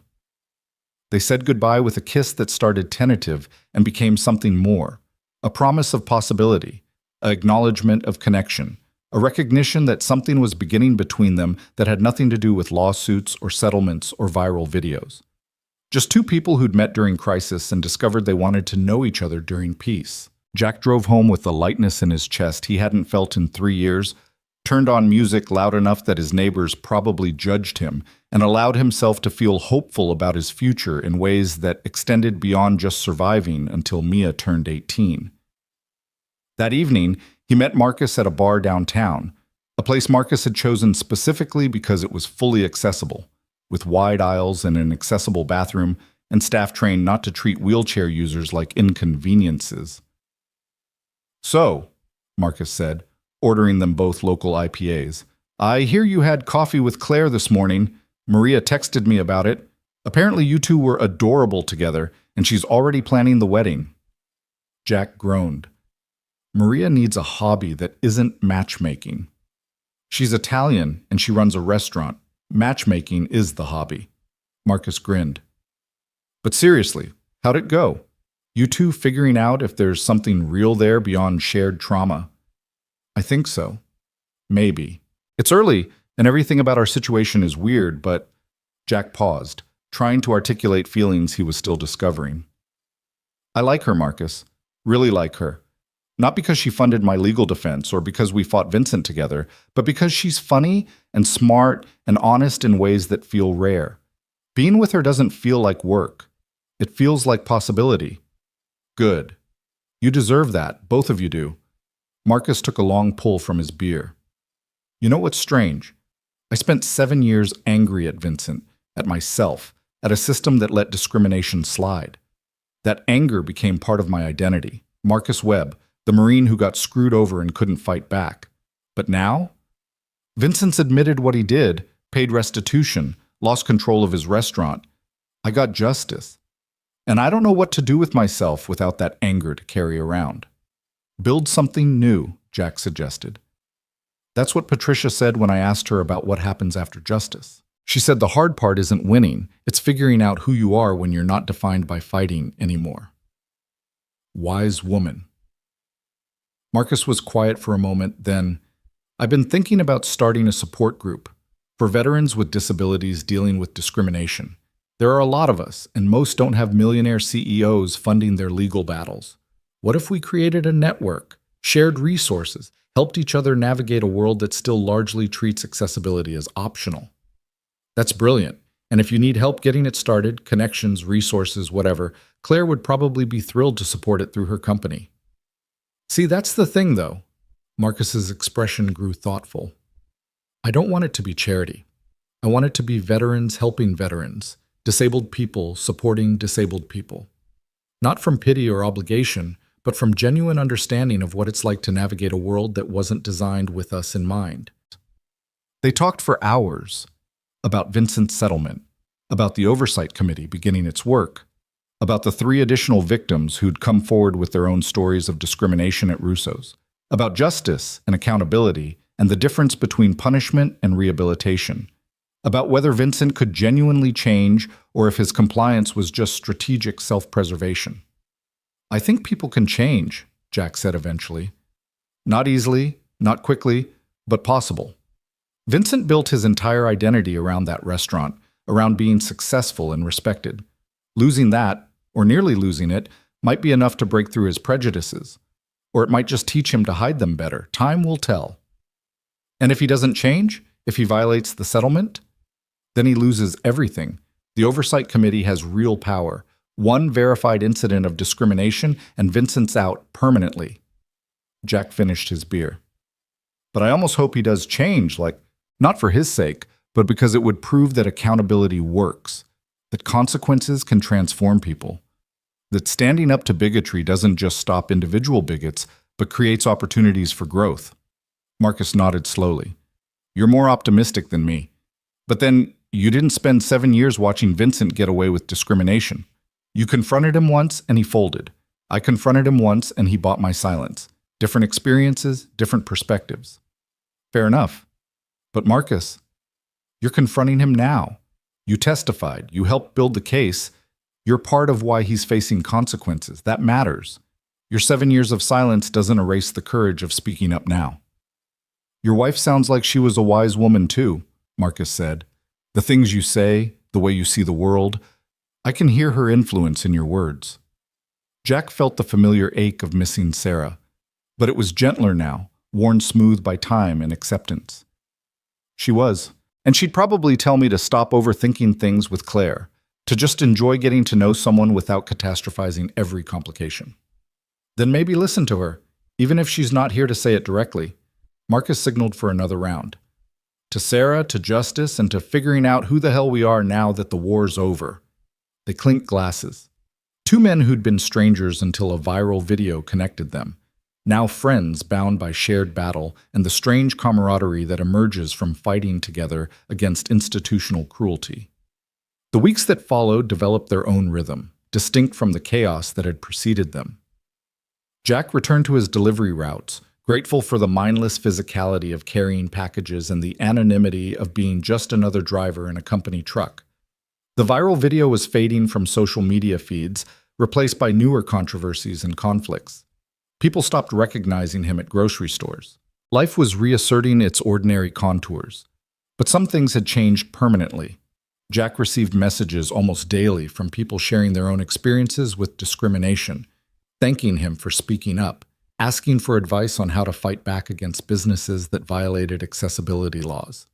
He forwarded most to Patricia or disability rights organizations, but occasionally he'd respond directly, offering encouragement and the contact information for lawyers who might help. Mia was thriving in ways that surprised him. The incident with Tyler Henderson had somehow elevated her status at school. She was the girl whose dad had stood up to a bully, the girl brave enough to punch someone defending hatred. Her teacher called Jack in for a conference, not to discuss discipline, but to say that Mia had started a club at recess focused on teaching kids about different kinds of disabilities and why accessibility mattered. 8-year-olds were making posters about wheelchair ramps and learning basic sign language and asking complicated questions about why the world wasn't designed for everyone. Your daughter is remarkable, the teacher said, pride evident in her voice. She's turning a difficult situation into education, using her experience to teach empathy. That's extraordinary emotional intelligence for her age. Jack drove home from that conference with tears in his eyes, overwhelmed by the realization that standing up at Russo's hadn't just affected him and Claire and Marcus. It had shaped his daughter's understanding of justice, given her a framework for thinking about fairness and courage that would influence the rest of her life. He was teaching her, yes, but she was teaching others. The ripple effects were expanding in directions he couldn't track, couldn't measure, couldn't fully comprehend. His relationship with Claire deepened with surprising ease. They went on dates, real dates, planned and intentional, exploring Portland's accessibility together and laughing at how poorly designed so many spaces were for wheelchair users. They discovered shared love of terrible movies and fierce Scrabble competition, and the specific joy of finding restaurants where staff treated Claire like any other customer rather than either a tragedy or an inconvenience. 3 weeks after their first coffee date, Claire invited Jack and Mia to dinner at her house, a sprawling property in the West Hills that made Jack's apartment look like a storage closet by comparison. Mia's eyes went wide as they drove through the gates, up a long driveway lined with trees toward a modern house that was all glass and clean lines and expensive taste. "Claire lives here," Mia breathed. "It's like a castle, but fancier." "Claire's very successful," Jack said carefully, trying to prepare his daughter for the wealth gap without making it seem like an insurmountable barrier. "But she's still just Claire, okay? Same person we had dinner with at Marchetti's." Claire met them at the door, wearing jeans and a casual sweater that somehow cost more than Jack's monthly grocery budget, but looked comfortable rather than pretentious. She'd clearly tried to make the space less intimidating, dimmed the lighting, put out casual snacks, set the table with regular plates instead of whatever fancy china probably lived in her cabinets. "Welcome to my ridiculously oversized house," she said, smiling nervously. "I keep meaning to downsize, but my father designed this place with accessibility in mind, and most houses aren't nearly as accommodating." The interior was beautiful, but also clearly functional. Wide doorways, no steps, everything at wheelchair height. It was luxury designed around disability rather than despite it, and Jack found himself appreciating the thoughtfulness even as he tried not to calculate how many years of his salary it would take to afford even a fraction of this space. Mia was less intimidated, immediately asking Claire for a tour and chattering enthusiastically about the elevator and the swimming pool and the library that had more books than their local branch. Claire indulged her patiently, showing off the house without making it feel like showing off, answering Mia's questions about accessibility features with genuine enthusiasm. "See this counter?" Claire pointed to the kitchen island, which was lower than standard height. "It's designed so I can cook from my wheelchair, which is good in theory, except I'm terrible at cooking, so mostly I use it to set takeout containers on." "Daddy's terrible at cooking too," Mia said confidentially, "but he tries really hard. Last week he made spaghetti and only burned the garlic bread a little bit." Jack felt his face heat. "In my defense, the oven timer is broken." "In his defense," Claire said, conspiring with Mia, "cooking is genuinely difficult and anyone who tries deserves credit, which is why tonight I ordered from an excellent Thai place that delivers. No burnt garlic bread, just reliably delicious takeout." They ate dinner on Claire's back patio, spring rolls and curry and pad thai, consumed while Mia asked a million questions about Claire's work, her chair, her house, whether she had any pets, and if she'd consider getting a dog because Mia had always wanted a dog, but their apartment didn't allow them. "I've thought about it," Claire admitted. "But I travel a lot for business, and it wouldn't be fair to the dog. Maybe someday when I'm more settled." After dinner, Mia excused herself to explore the library, leaving Jack and Claire alone on the patio with wine and the sound of Portland's evening settling around them. The view from Claire's house was spectacular, city lights spreading out below them, Mount Hood visible in the distance, the kind of vista that reminded Jack exactly how different their financial situations were. "This is intimidating," Jack said quietly. "Not you, not Mia being here, but—" He gestured vaguely at the house, the view, the casual wealth represented by every carefully chosen detail. "I drive a 15-year-old Honda. My apartment is 400 square feet. I budget carefully to afford Mia's school supplies. And you live in what's basically a museum designed around accessibility." Claire set down her wine glass, her expression serious. "Jack, I need you to hear something. This house, the money, Donovan Industries, none of it defines my worth any more than your Honda defines yours. I didn't earn this wealth. I inherited it from my father, who built the company. I manage it. I try to use it responsibly, but I'm not successful because I'm special or brilliant or better than anyone else. I got lucky in the genetic lottery of having a father who was both wealthy and thoughtful enough to leave everything structured so I could access it despite my disability." But it still creates this gap between us. I can't afford to take you to places like this. I can't offer you the lifestyle you're accustomed to. I don't want lifestyle, Claire interrupted. I want connection. Jack, do you have any idea how exhausting it is to never know if people like you or your bank account? To wonder if every compliment is genuine or strategic? You stood up for me before you knew anything about my money. You fought beside me because you believed in justice, not because you wanted access to my resources. That's rare enough to be precious. But practically, we figure it out. I don't expect you to match my income. You don't resent me for having resources you don't. We build something based on who we are as people, not what we have in our bank accounts. Claire reached for his hand. And if it helps, I find your Honda significantly less pretentious than the luxury cars every other CEO drives. It's honest, like you. Jack laughed despite his anxiety. You're romanticizing my poverty. I'm appreciating your authenticity. There's a difference. Claire squeezed his hand.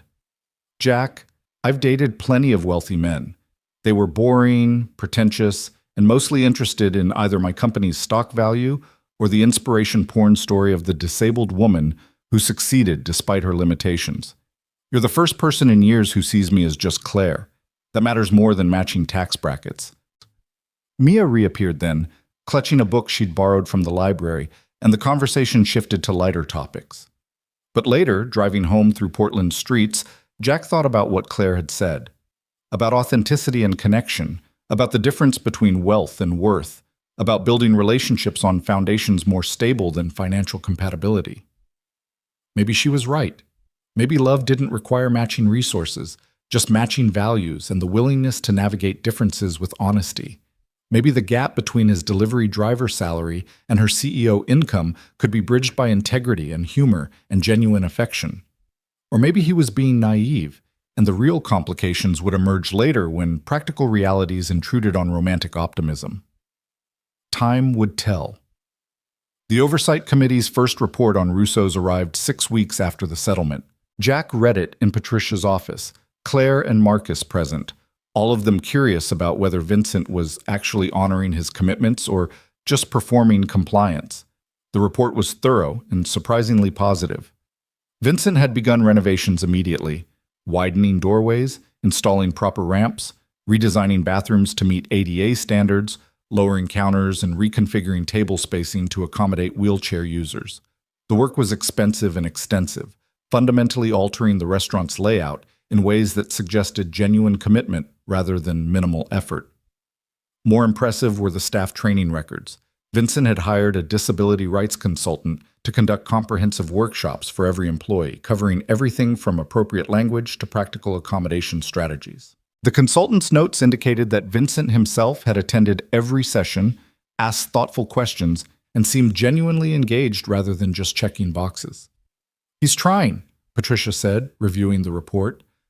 Whether he's trying because he's genuinely changed or because he's terrified of losing everything is debatable, but the effort is real. Have there been any complaints? Claire asked. Any incidents that suggest he's falling back into old patterns? None reported to the committee. In fact, Patricia flipped to another page. There are 3 positive testimonials from disabled customers who've visited Russo's since renovations began. They describe staff as attentive and accommodating, Vincent as personally welcoming. The experience is significantly better than most Portland restaurants. Marcus looked skeptical. So Vincent's performing progressive values until the oversight period ends and he can go back to business as usual? Maybe. Or maybe facing consequences genuinely shocked him into recognizing how wrong he'd been. Patricia closed the file. I've seen both outcomes. Some people change because they get caught and realize the cost of their behavior. Others just get better at hiding it. We won't really know which Vincent is until the oversight ends and he's no longer being watched. The conversation turned to strategy. How to ensure Vincent's changes were permanent. What monitoring would look like after the official oversight period concluded. How to create accountability structures that didn't require constant legal intervention. Jack found himself impressed by how seriously the committee was taking its responsibility. How determined they were to transform Vincent's settlement from punishment into actual systemic change. After the meeting, Claire invited Jack to dinner. Just the two of them, Mia having a sleepover at a friend's house. the rare adult evening stretching ahead with possibility. They chose a small French restaurant that Claire insisted was both delicious and fully accessible, arriving to find the staff genuinely welcoming rather than performing accommodation. The meal was excellent, the wine smooth, the conversation flowing easily from Vincent's progress to Mia's school project to Jack's amusing encounter with a customer who'd tried to claim his package contained something other than the adult toys clearly labeled on the shipping invoice. Somewhere between dessert and coffee, the conversation shifted to something more serious. "Jack," Claire said carefully, "I need to tell you something about Donovan Industries, about the work we do and why it matters to me beyond just business." "Okay," Jack said, noting the nervousness in her voice. "After the accident, after I lost my father and found myself paralyzed, I went through this period of rage. Not just grief, but anger at how poorly designed the world was for wheelchair users. Inaccessible buildings, unusable technology, constant barriers that able-bodied people never even noticed. My father's money meant I could afford adaptive equipment, personal assistance, modifications to our home, but most disabled people can't afford those things. They're stuck navigating a world that treats their existence as an afterthought." Claire paused, gathering her thoughts. "My father started Donovan Industries to change that, to create affordable, adaptive technology, to push for universal design principles, to prove that accessibility isn't expensive or difficult. It's just deprioritized. When he died, I inherited not just a company, but a mission. Every product we develop, every partnership we create, every advocacy effort we fund, it's all aimed at building a world that works for everyone, not just the able-bodied majority." "That's incredible," Jack said softly. "And also explains why you were so calm during the lawsuit. You've been fighting Vincent Russo's your whole professional life." "In a way, yes. But Jack, here's the thing. I want to expand that fight. Use the publicity from our case to launch a comprehensive accessibility audit program across Portland. Partner with the city to identify and fix ADA violations before they become discrimination incidents. Create a certification system that recognizes businesses going beyond minimum compliance. Essentially, turn what happened at Russo's from an isolated victory into a blueprint for systemic change." "That sounds expensive," Jack said carefully. "It would be. Millions of dollars expensive. But I can afford it, and more importantly, I think it's necessary. The question is whether you'd be comfortable with me using our case as the foundation for this work. Your name, your story, your defense of me, it's all part of what made this issue visible. I don't want to exploit that without your permission." Jack thought about this, about his name and face becoming permanently associated with disability rights advocacy, about the responsibility that would come with being a public symbol of standing up to discrimination. "Will it help people?" he asked. "Yes. Genuinely, measurably help create more accessible spaces and hold businesses accountable." "Then I'm in. Use the case, use my name, whatever helps. Just, can we protect Mia as much as possible? She's already dealt with enough attention." "Absolutely. We'll be thoughtful about privacy, careful about exposure. But Jack, this could be big, really big. A model program that other cities could replicate. Your moment of courage at Russo's could become the catalyst for nationwide change." The weight of that possibility settled over Jack like unexpected snow. He'd stood up in a restaurant to teach his daughter about justice. He'd fought Vincent's lawsuit to prove that bigotry had consequences. And now Claire was offering to transform that private act into public infrastructure, to build systems that would prevent future Vincent Russo's from discriminating with impunity. "Okay," Jack said finally. "Let's do it. Let's build something that outlasts both of us." Claire's smile was radiant. "Thank you for standing up that night, for fighting beside me, for being willing to let our story become something bigger than just us. You're remarkable, Jack Reynolds." "I'm really not. I'm just a guy who couldn't look away when someone was being treated badly." "That's exactly what makes you remarkable. Most people can look away. Most people do. You chose differently, and that choice is changing the world in ways you're only beginning to understand." They left the restaurant hand in hand, walking slowly through Portland's spring evening. Somewhere above them, stars were hiding behind city lights. Somewhere ahead, the future was taking shape. Donovan Industries launching its accessibility initiative, Portland implementing comprehensive audits, Disabled individuals across the country hearing about the settlement and finding courage to demand their own rights. But in that moment, Jack was just a man holding hands with a woman he was falling for, learning that sometimes standing up for others means standing beside them as partners, that justice isn't a destination but an ongoing process, that love can bloom in the strangest soil if you're brave enough to tend it. "I'm glad I met you," Jack said quietly. "Even though meeting me nearly bankrupted you and got you sued and turned your life upside down? Especially because of that. You taught me that my ordinary life could matter, that standing up when it's hard is how ordinary people create extraordinary change, that courage doesn't require being fearless, just deciding something matters more than the fear."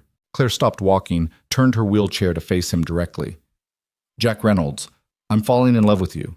It's too soon and too complicated and probably too fast, but I needed you to know." Jack's heart did something complicated in his chest. He thought about Sarah, about the promise he'd made to live fully after she died. He thought about Mia, who'd been asking increasingly pointed questions about whether Claire was his girlfriend. He thought about all the rational reasons to slow down, to be cautious, to protect himself from heartbreak. And then he thought about standing in Russo's restaurant, choosing courage over comfort, and how that single decision had transformed his entire life. "I'm falling in love with you too," he said. "And you're right, it's too soon and definitely too complicated. But I'm done letting fear make my decisions. I'm done playing it safe because safe feels easier than brave." They kissed under Portland's streetlights. Two people who'd met through crisis and discovered connection, who'd fought battles together and were now learning to build peace together. The path ahead was uncertain, the complications real, the differences between them obvious and undeniable. But sometimes uncertainty is where possibility lives. Sometimes complications make the story interesting. Sometimes the differences between people create the space for growth rather than barriers to connection. And sometimes, just sometimes, a single moment of courage in a restaurant can cascade into love, justice, and the kind of change that outlasts everyone involved in creating it. 6 months after that kiss under Portland's streetlights, Jack found himself standing in the newly renovated Russo's restaurant, surrounded by people who'd been strangers before a viral video connected them into something like family. The space had been transformed beyond recognition. Gone were the narrow doorways and pretentious exclusivity, replaced by wide aisles, accessible seating at every level, and an atmosphere that somehow managed to feel both elegant and genuinely welcoming. Vincent Russo stood near the entrance, greeting guests with an uncertainty that suggested he was still learning how to be humble. The Oversight Committee had arranged this reopening event as both celebration and test, a public demonstration of whether Vincent's transformation was genuine or merely strategic. Disability rights activists mingled with former victims, reporters documented everything, and the city's accessibility coordinator observed with the careful attention of someone ready to pull permits if anything seemed performative rather than authentic. Claire rolled up beside Jack, her wheelchair navigating the space with an ease that would have been impossible 6 months ago. "He actually did it," she said, wonder evident in her voice. "Vincent really rebuilt this place around accessibility rather than just meeting minimum requirements. The question is whether he understands why," Marcus said, joining them with a beer in hand. He'd been watching Vincent carefully all evening, looking for signs of the man who'd called him a crippled soldier, trying to reconcile that memory with the restaurant owner who'd just spent 5 minutes enthusiastically explaining adaptive menu formats to a blind customer. As if summoned by their attention, Vincent approached their group.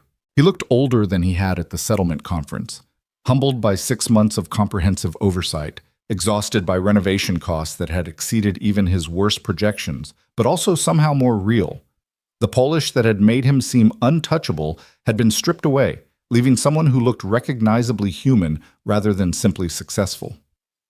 "Jack, Claire, Marcus, thank you for coming," Vincent said, his voice careful. "I know my invitation probably felt complicated, but I wanted you here. Needed you here, really, to see what your fight created." "Your discrimination created this," Marcus corrected, his tone not quite hostile but nowhere near friendly. "We just made sure there were consequences." "You're right, absolutely right." Vincent didn't deflect or defend himself. "I spent 30 years building a business around exclusion without even realizing it. Told myself I was maintaining standards, preserving atmosphere, protecting an experience. But really, I was just protecting my comfort, my aesthetic preferences, my inability to see disabled people as customers deserving the same experience as everyone else. So what changed? Claire asked. Was it the lawsuit, the media attention, the threat of losing everything? Vincent was quiet for a moment, considering the question with more honesty than Jack had expected. All of that initially. I was terrified and angry, convinced I was being persecuted for running my business as I saw fit. But then the disability rights consultant, Dr. Sarah Martinez, she had me spend a day in a wheelchair, just one day, trying to navigate Portland as someone with mobility differences. He paused, something like shame crossing his features. I couldn't get into my own restaurant, the building I'd owned for 30 years, that I'd designed personally, that I'd been so proud of. I couldn't access it. The ramps were too steep, the doors too narrow, the bathroom stalls impossible to navigate. And when I finally gave up and went somewhere else, I got stared at, pitied, treated like either a tragedy or an inconvenience by people who looked exactly like I used to look. One day, Marcus said flatly, you spent one day experiencing what we live with constantly, and suddenly you understand? No, I don't understand, not really.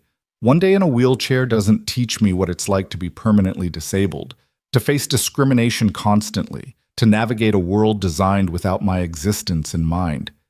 But it taught me enough to recognize how profoundly wrong I'd been, how my standards were really just excuses for exclusion, how my resistance to accessibility modifications was really just selfishness dressed up in business language.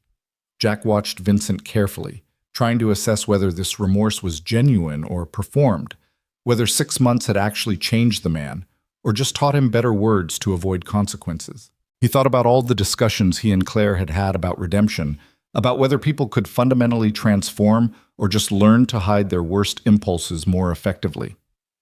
Vincent, Jack said slowly, I appreciate what you're saying. I can see the physical changes you've made to this space. But I need to know, are you doing this because you've genuinely changed your beliefs about disabled people, or because the settlement forced you to and you're making the best of it? Vincent met his eyes directly.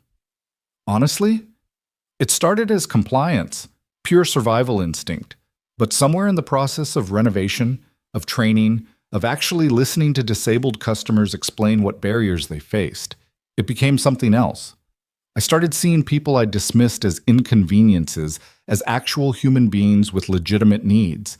I started feeling ashamed of the man I'd been, the harm I'd caused. I'm not asking for forgiveness.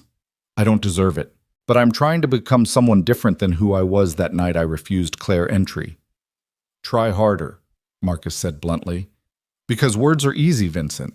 I've heard apologies before, signed NDAs before, watched powerful men promise change before. Prove it through actions. Keep being this person when the cameras are gone and the oversight committee finishes its work. That's when we'll know if you've actually changed. I understand. Vincent nodded slowly. And I will. Not for redemption or forgiveness, but because it's right. Because running a business that excludes people is wrong, regardless of whether I get caught. Because I have grandchildren now, and I want them to inherit a restaurant they can be proud of, rather than ashamed of. An announcement called guests to their tables. The reopening dinner was beginning, with Vincent serving a special menu designed in consultation with the disability community to accommodate various dietary needs and dining methods. Jack, Claire, and Marcus were seated together at a table that would have been impossible 6 months ago. Spacious enough for wheelchairs, positioned for easy conversation, with menus available in multiple formats. Patricia Huang arrived late, sliding into the 4th seat with apologies about traffic. Sorry, got held up at the courthouse. But I have news that couldn't wait. The City Council just voted unanimously to implement the Portland Accessibility Initiative that Claire proposed. Full funding, 3-year pilot program, comprehensive audits of every business in the downtown corridor. Claire's face lit up with unrestrained joy. They approved it? Everything? Everything. Your presentation last month convinced them. The data about ADA violations, the cost-benefit analysis, the testimonials from disabled residents, it all came together perfectly. Portland's about to become the most accessible city on the West Coast, and it's because of what you four started in this restaurant. Jack felt something shift in his chest. satisfaction mixing with disbelief. The strange realization that standing up in this very room 6 months ago had cascaded into actual policy change.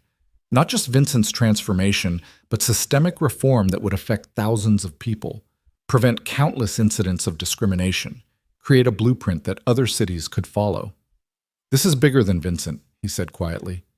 "Bigger than our lawsuit. This is real change." "This is what courage looks like when it compounds," Patricia said. Jack confronted discrimination. "You all fought the legal battle. Claire channeled the publicity into advocacy. The city recognized an opportunity to lead nationally.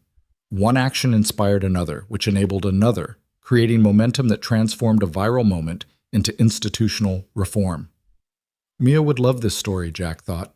His daughter, who'd started an accessibility club at her school, who'd turned her father's confrontation into education, who understood at 8 years old that standing up for people created ripples extending far beyond the initial splash. He'd have to tell her tonight about the city council vote, about how her dad's scary moment in a restaurant had helped change laws. The dinner proceeded with surprising warmth. Vincent had clearly invested enormous effort into making the evening perfect. The food was exceptional, the service attentive without being obtrusive, and several disabled guests made a point of complimenting how genuinely accessible the experience felt. Not patronizing, not performative, just thoughtfully designed around diverse needs. Halfway through the main course, Vincent clinked his glass for attention. The restaurant quieted as he stood near the center of the room, clearly nervous but determined. "Thank you all for being here tonight," he began. "For those who don't know me, I'm Vincent Russo, and 6 months ago I was a bigot running a discriminatory business. I refused service to disabled customers, ignored accessibility laws, and paid people to stay quiet about my violations. I was wrong. Not misguided, not operating under different values. Wrong. Morally, legally, and humanly wrong." The directness of his admission created an uncomfortable silence. Jack saw several guests shifting in their seats, unsure how to respond to such blunt acknowledgement. "I can't undo the harm I caused," Vincent continued. "I can't give back the dignity I took from people who just wanted to eat dinner. I can't erase the years of discrimination or the trauma of being excluded. But I can do better going forward. This restaurant," he gestured around the renovated space, "is my attempt to build something that actually honors the Portland community instead of excluding parts of it." He turned to face Jack, Claire, and Marcus directly. "And to the people who held me accountable when I could have gotten away with discrimination, thank you. You gave me something I didn't deserve but desperately needed, a chance to become better than I was. I'm grateful, even though gratitude feels inadequate to what you endured to create that chance." "Pretty words," someone called from another table, a man in a wheelchair Jack didn't recognize. "But I was here 3 years ago, and your staff told me my chair would damage your floors. You offered me takeout instead of seating, so forgive me if I need more than renovations and an apology to believe you've changed." Vincent paled but didn't look away.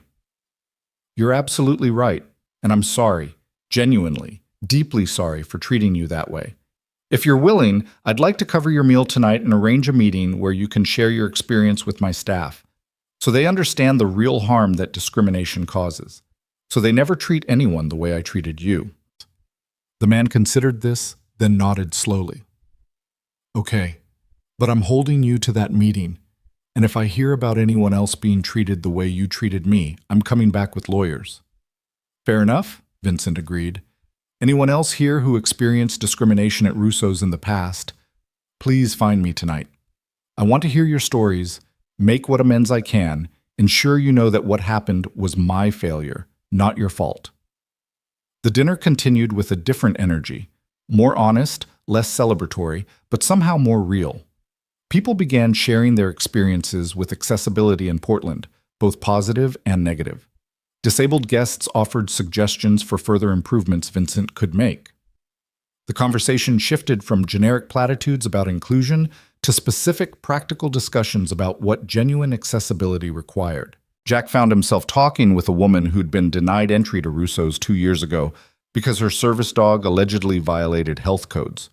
She described the humiliation of being escorted out while other diners watched, the assumption that she was lying about her dog's training, Vincent's condescending offer to make an exception, if she provided extensive documentation proving her disability.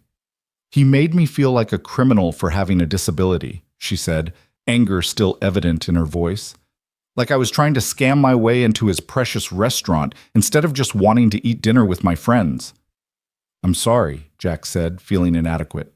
"That's inexcusable. And I'm sorry it took a viral video for there to be consequences. Don't apologize for him. You're not responsible for Vincent's bigotry." She smiled slightly. "But thank you for standing up when you did, for making it impossible to ignore. I'd given up on Portland's disability rights enforcement. Figured guys like Vincent would always get away with discrimination because they had money and connections. You proved that wrong." By the time dinner concluded, Jack had heard a dozen similar stories.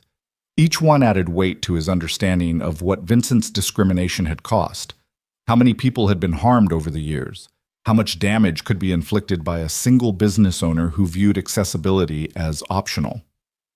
The settlement suddenly felt less like adequate consequences and more like barely scratching the surface of accountability. As guests began departing, Vincent approached their table again. "Jack, could I speak with you privately for a moment? You too, Claire and Marcus, if you're willing."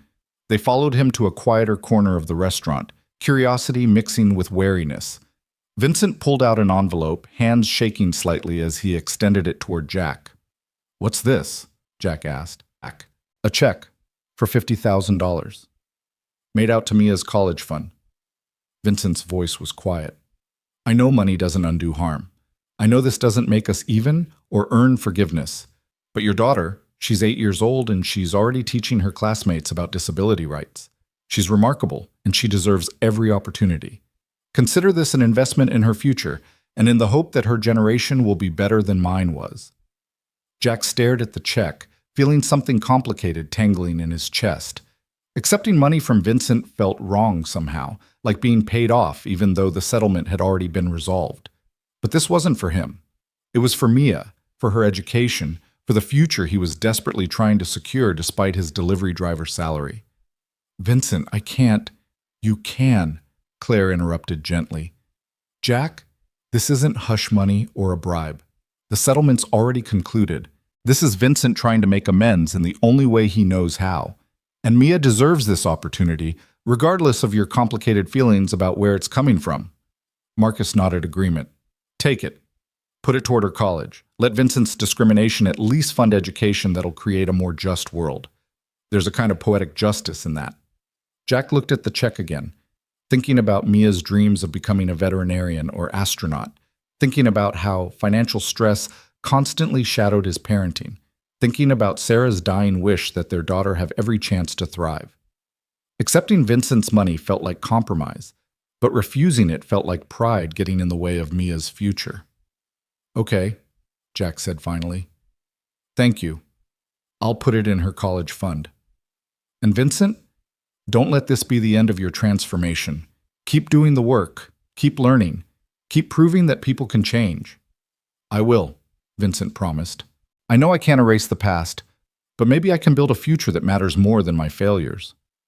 They left Russo's together, Jack, Claire, Marcus, and Patricia, stepping out into Portland's summer evening. The sun was setting over the West Hills, painting the sky in oranges and purples, the kind of beautiful, ordinary moment that felt significant after everything they'd been through together. "We did it," Marcus said, shaking his head in disbelief. "We actually did it. Held a powerful man accountable, changed city policy, created a model for accessibility enforcement, started as 3 people pissed off about discrimination, and ended as activists who transformed Portland." "We started as people who refused to look away," Claire corrected. "The activism came later, built on that foundation of just giving a damn when it would have been easier not to." Patricia checked her phone, smiled. "Speaking of caring, the Portland Tribune just posted their feature on tonight's reopening. The headline is, 'From Discrimination to Dedication, How Public Accountability Transformed Russo's.' They're calling this a model for restorative justice in civil rights cases." "Restorative justice," Jack repeated. "Is that what this is? I thought we were just trying to stop Vincent from discriminating." "You were, but in the process, you created space for transformation rather than just punishment. Vincent lost control temporarily, paid significant costs, faced public humiliation, but he also got opportunity to learn, to change, to become someone different. That's restoration rather than pure retribution. Patricia's expression was thoughtful. Not every case should work this way.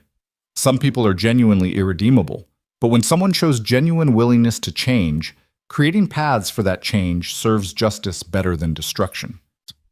They parted ways with promises to meet next week. Marcus wanted to celebrate the launch of his Veterans Support Network. Claire had tickets to a concert she'd been excited about for months.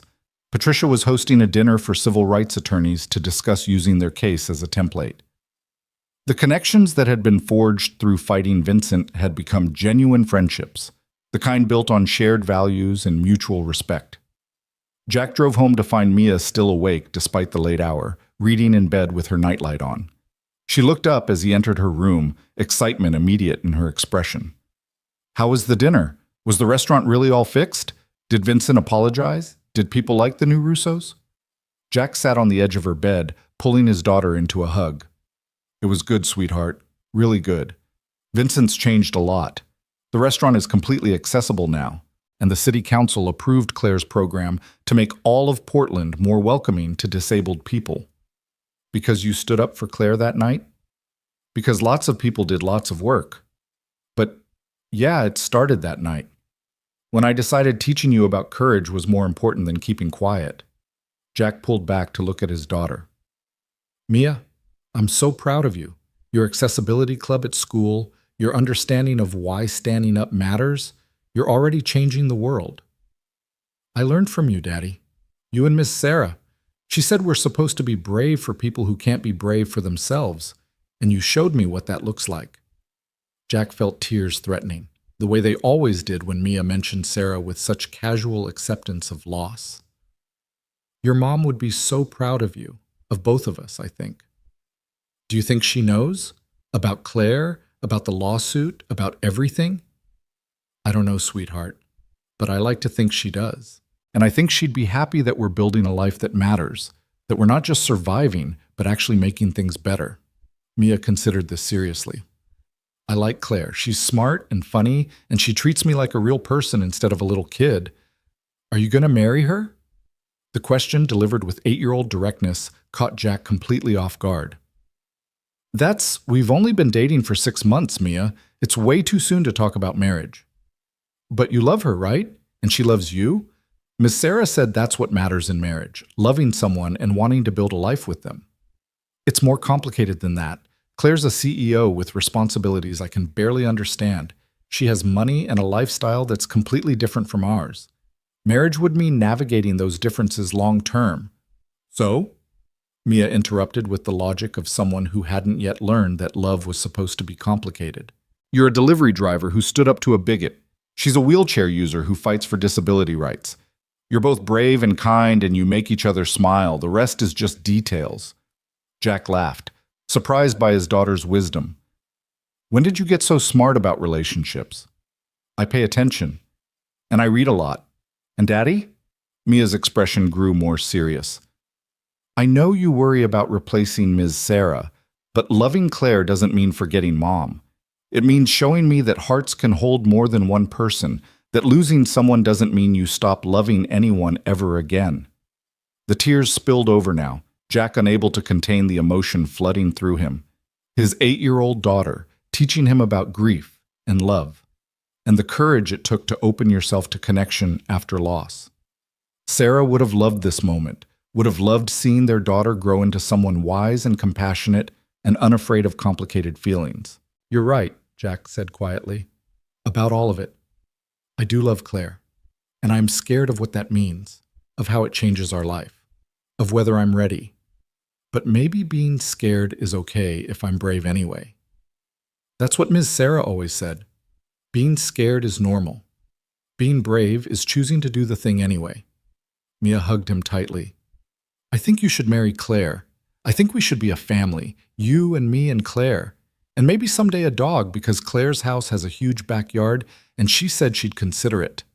Jack laughed through his tears, holding his remarkable daughter, feeling gratitude for Sarah giving him this incredible human and for the universe being strange enough to bring Claire into their lives at exactly the moment they were ready for expansion. Get some sleep, sweetheart. Tomorrow's Saturday. I'm taking you to the zoo, and Claire's meeting us there if you want. We can talk more about families and futures and maybe, possibly, definitely getting a dog someday. 3 months later, on a crisp October evening, almost exactly a year after that first confrontation at Russo's, Jack took Mia and Claire to the small Italian restaurant where they'd first had dinner together. Marchetti's was still their favorite spot, unpretentious, welcoming, run by Maria, who'd been watching their relationship develop with unabashed joy and excessive matchmaking commentary. They ordered their usual dishes, fell into comfortable conversation about Mia's latest school project, and Claire's company's new adaptive technology launch, and Jack's promotion at work. The delivery company had made him a trainer, teaching new drivers about customer service and community engagement, with a significant raise that meant he could finally afford to move into a bigger apartment. Life was good. Not perfect. Still complicated, but genuinely good in ways Jack had stopped believing possible after Sarah died. After dinner, as Maria delivered tiramisu none of them had ordered, Jack pulled a small box from his pocket. His hands were shaking, his heart racing, but his resolve was steady. "Claire," he said, his voice surprisingly calm. "6 months ago, Mia asked if I was going to marry you. I told her it was too soon, too complicated, too many differences between us to navigate. But the thing is, I've been falling in love with you since the night I stood up for you at Russo's. Maybe before that, in the first 5 minutes of watching Vincent discriminate against you and feeling rage that anyone would treat you like you were less than human." He opened the box, revealing a simple ring, not expensive by Millionaire standards, but chosen with care and love, and the understanding that Claire valued authenticity over ostentation. "You've taught me that courage isn't the absence of fear, that standing up for what's right matters more than staying safe. That love can grow in the strangest soil if you're willing to tend it. Claire Donovan, will you marry me?" Mia was bouncing in her seat, barely containing excitement, a massive smile splitting her face. Claire was crying, her hands pressed to her mouth, her eyes shining with tears that could have been joy or overwhelm or probably both. "Yes," she said, laughing and crying simultaneously. "Yes, absolutely yes. Jack Reynolds, you remarkable, courageous, utterly unexpected man. I love you. I love Mia. I love the life we're building together. Yes, I'll marry you." Jack slipped the ring on her finger, pulled her close for a kiss that tasted like tears and tiramisu and the particular joy of choosing love despite fear. Mia squealed. Maria shrieked from the kitchen and came rushing out with champagne. She'd apparently been keeping ready for exactly this occasion, and the entire restaurant erupted in applause. "We're getting married," Mia announced to everyone and no one, her voice carrying pure delight. "And we're going to be a family, and maybe get a dog." "Definitely getting a dog," Claire said, pulling Mia into their embrace. "A family needs a dog, and a bigger house where we all fit comfortably, and lots of love, which we already have in abundance." That night, after Mia was asleep in Jack's apartment, soon to be their former apartment, as they'd be moving into a house they'd choose together, Jack and Claire sat on his small balcony with wine and the comfortable silence of people who'd learned to be still together. "I can't believe this is real," Jack said quietly. "A year ago, I was just a delivery driver taking his daughter to celebrate good grades. Now I'm engaged to a CEO. I've helped change city policy. Vincent Russo's apologized to me, and my life has been completely transformed." "Our lives," Claire corrected. "Your courage changed my life too. Showed me that not everyone sees the wheelchair first, that genuine partnership is possible, that I could trust someone with my whole self instead of carefully curated pieces." What would have happened if I hadn't stood up that night, Jack wondered. If I just looked away, taken Mia somewhere else, let Vincent get away with discriminating against you. Then I would have gone home alone, cried in my enormous empty house, and added another incident to my mental list of reasons the world wasn't designed for people like me. You would have had a quiet dinner somewhere, tucked Mia into bed, and never known what you'd missed by staying silent. Claire took his hand. But you didn't stay silent. You chose courage. And that choice cascaded into everything that came after. The lawsuit, the settlement, the policy changes, us. All because you decided teaching your daughter about justice mattered more than avoiding conflict. Sarah would have liked you, Jack said suddenly. She would have loved your intelligence, your advocacy work, the way you make Mia laugh. She would have been glad I found you. Tell me about her? Not just the grief parts, but the good parts. I want to know the woman who raised Mia and loved you and shaped who you became. So Jack told her about Sarah's terrible jokes and fierce loyalty, her battle with cancer and her deathbed wisdom, the way she'd prepared him and Mia for a future without her by teaching them that loss doesn't end love. It just transforms it. He talked about the guilt of moving forward, the strange permission Sarah had given him to live fully after she was gone, the way grief and joy could coexist without diminishing either. Claire listened without judgment or jealousy, understanding that honoring Jack's past was part of building their future. When he finished, she was crying quietly, mourning a woman she'd never met but whose legacy surrounded them. She gave you to me, Claire said softly, by teaching you to be brave, to stand up for people, to value courage over comfort. I'm grateful to her, for raising Mia to be remarkable, for loving you well enough that you learned how to love again, for releasing you to build a new life without guilt. They sat together until the stars emerged, visible despite Portland's light pollution, ancient light traveling unimaginable distances to reach them in this moment. Below them, the city continued its ordinary operations, people going home from work, restaurants serving dinner, lives being lived in all their complicated glory. Somewhere across town, Vincent Russo was closing his restaurant for the night, ensuring his staff had properly accommodated every customer, reviewing feedback forms, and preparing for tomorrow's oversight committee check-in. His transformation wasn't complete, probably never would be, but it was real, ongoing, visible in daily choices to do better than he'd been. Somewhere else, Marcus Webb was leading his support group meeting. Veterans with disabilities sharing experiences and strategies, building community around their shared navigation of a world that still treated accessibility as optional. The network had grown beyond his expectations, chapters forming in other cities, his personal pain transforming into collective support. And in courtrooms and city councils and restaurants and schools across Portland, the ripples from that viral video continued spreading. New policies were being implemented. Old assumptions were being challenged. Disabled individuals were finding courage to demand their rights because they'd seen what happened when discrimination was confronted publicly.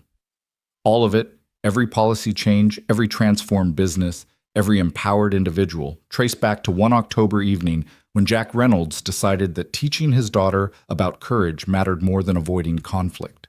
One moment of choosing to see injustice rather than look away. One refusal to let discrimination pass unchallenged.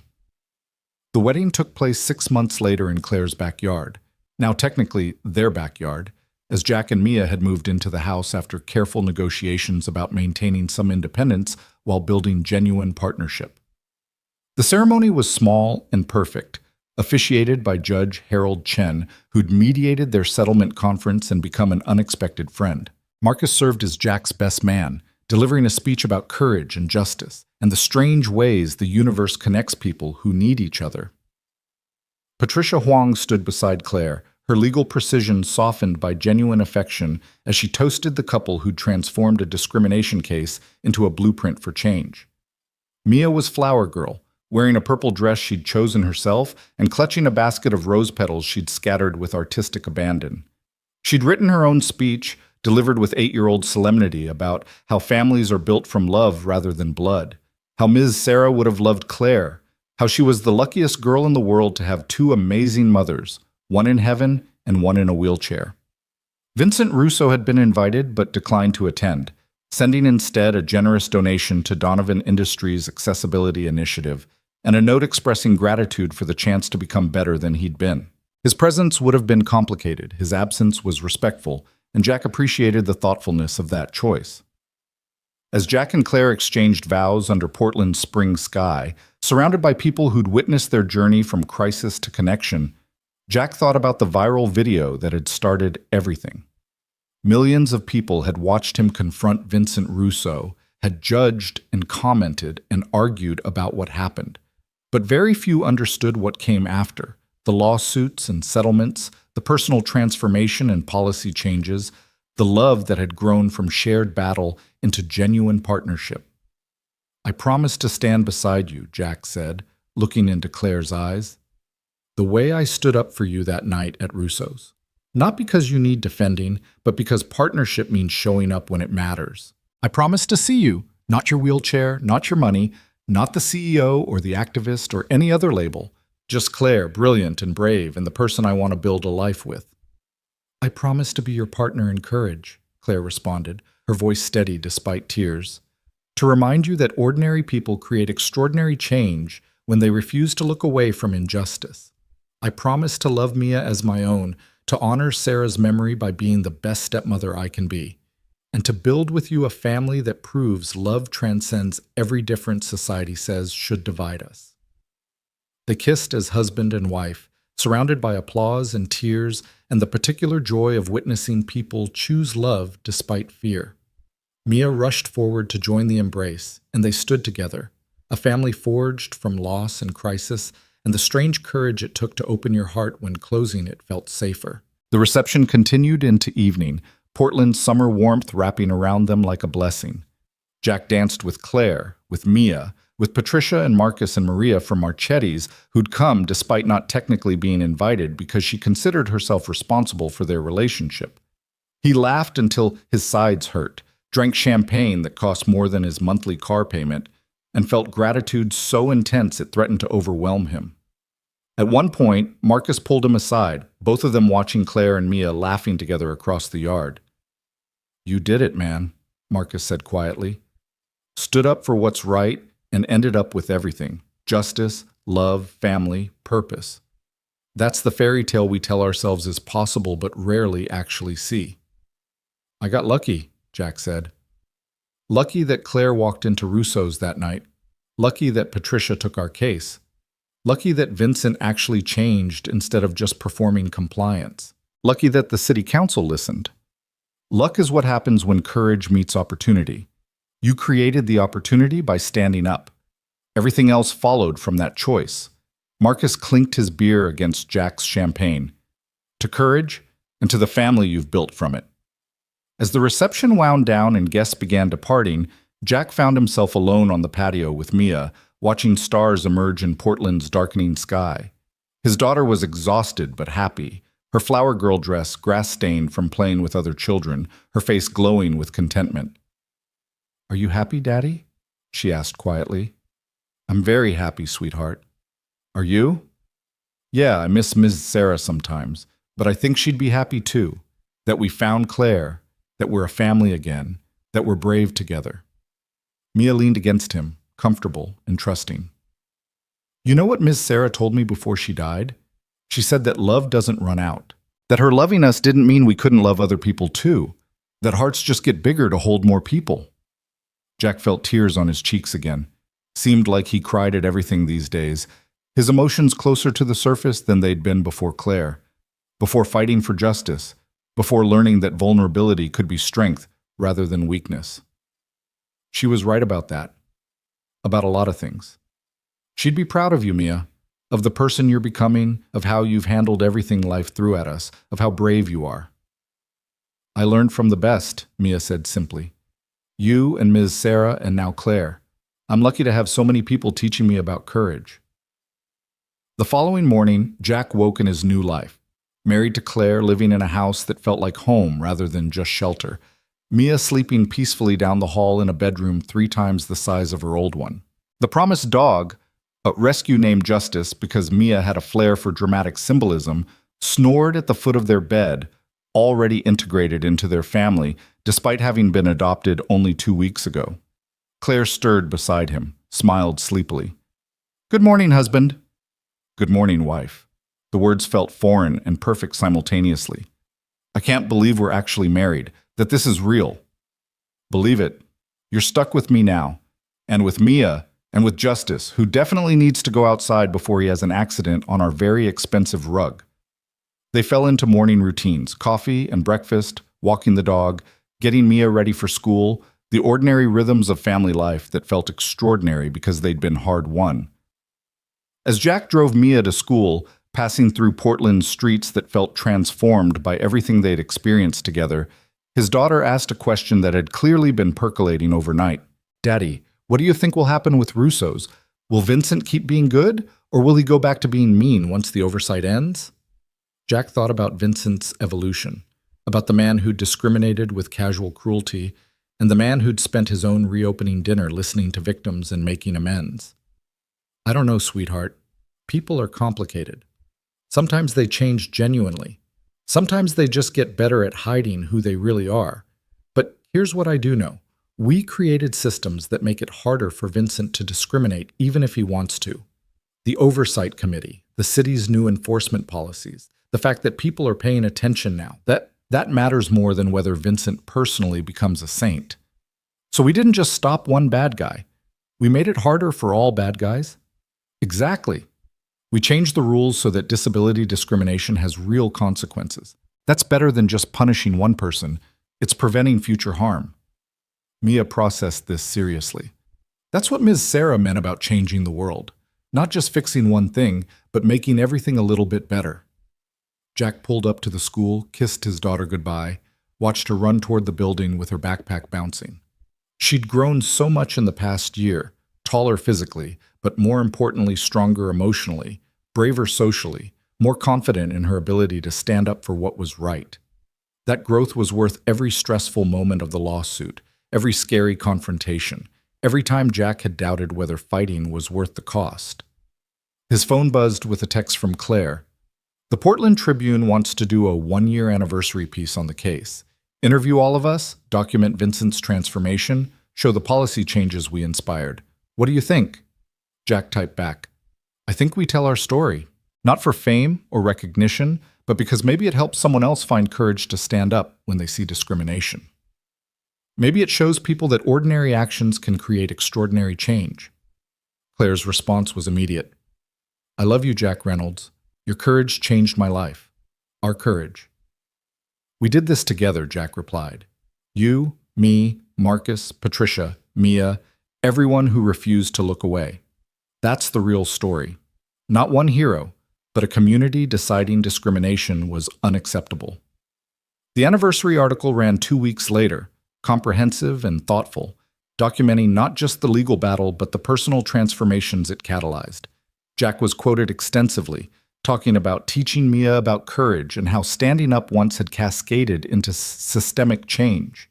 Claire discussed Donovan Industries' accessibility initiative and the dozens of businesses that had voluntarily improved their compliance rather than wait for enforcement. Marcus shared how the Veterans Support Network had grown to 15 chapters across 5 states, each one helping disabled veterans navigate discrimination and advocate for their rights. And Vincent Russo, interviewed in his transformed restaurant, spoke with unexpected honesty about his journey from bigot to advocate. "I can't undo the harm I caused," Vincent said in the article.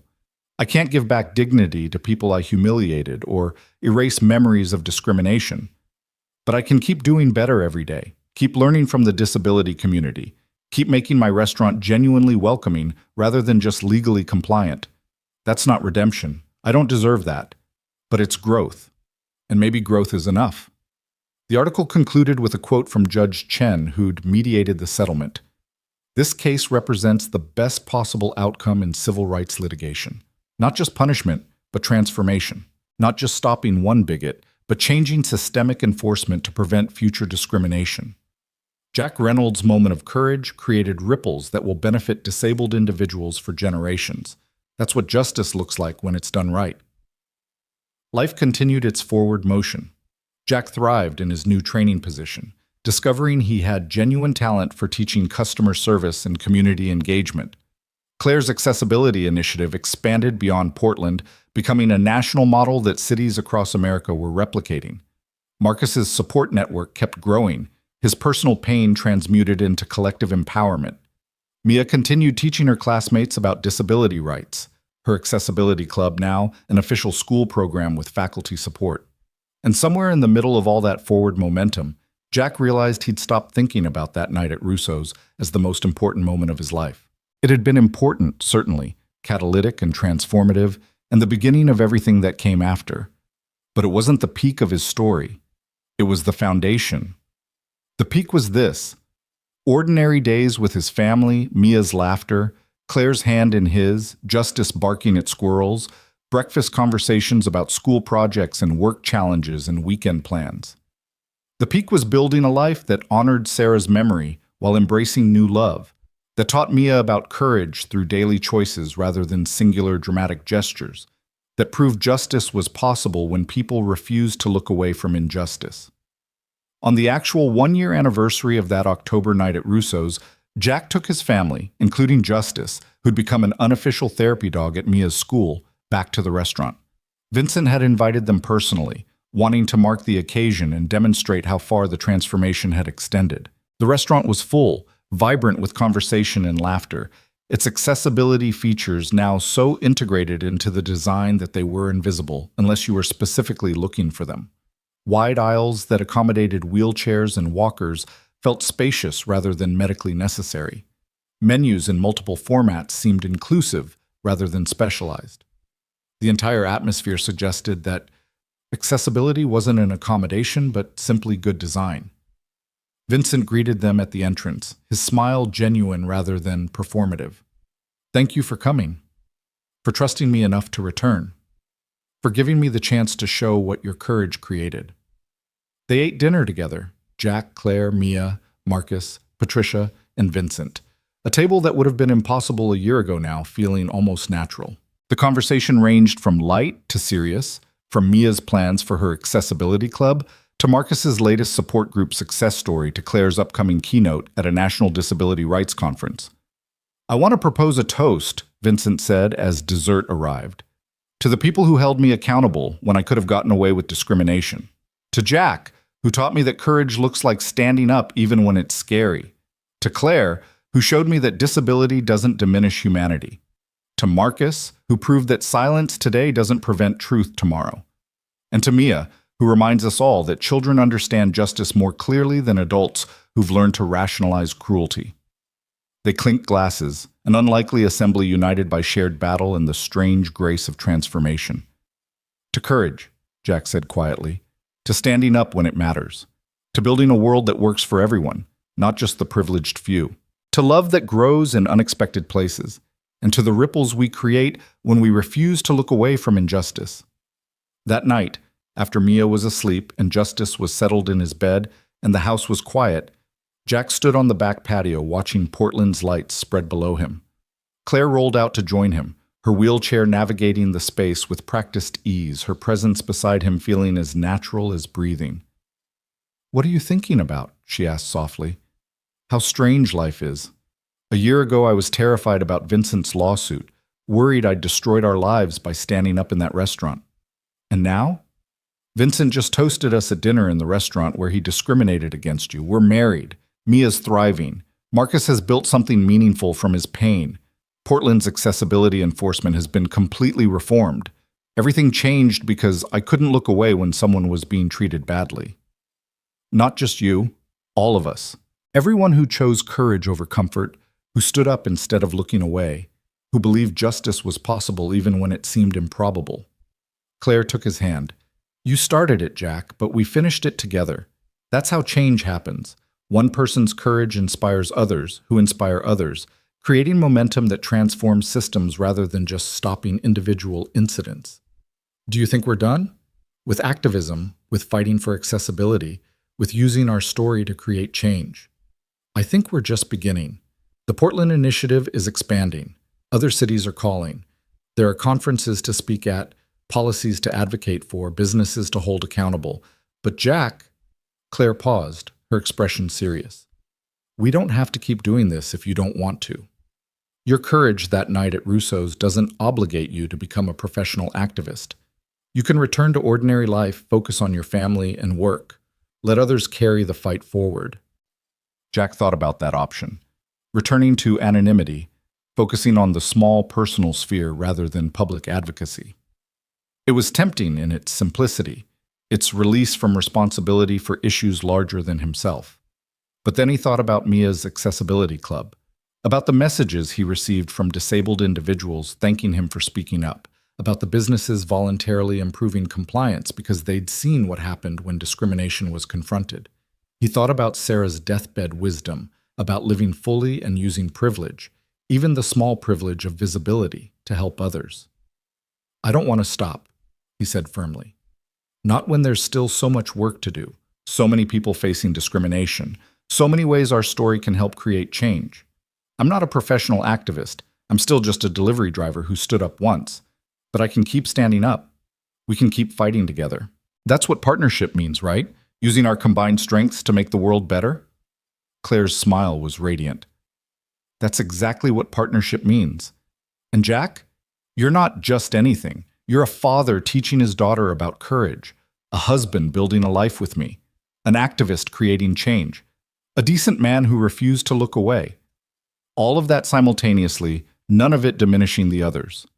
They stood together in the quiet evening, two people who'd met through crisis and discovered love, who'd fought battles together and were now learning to build peace together.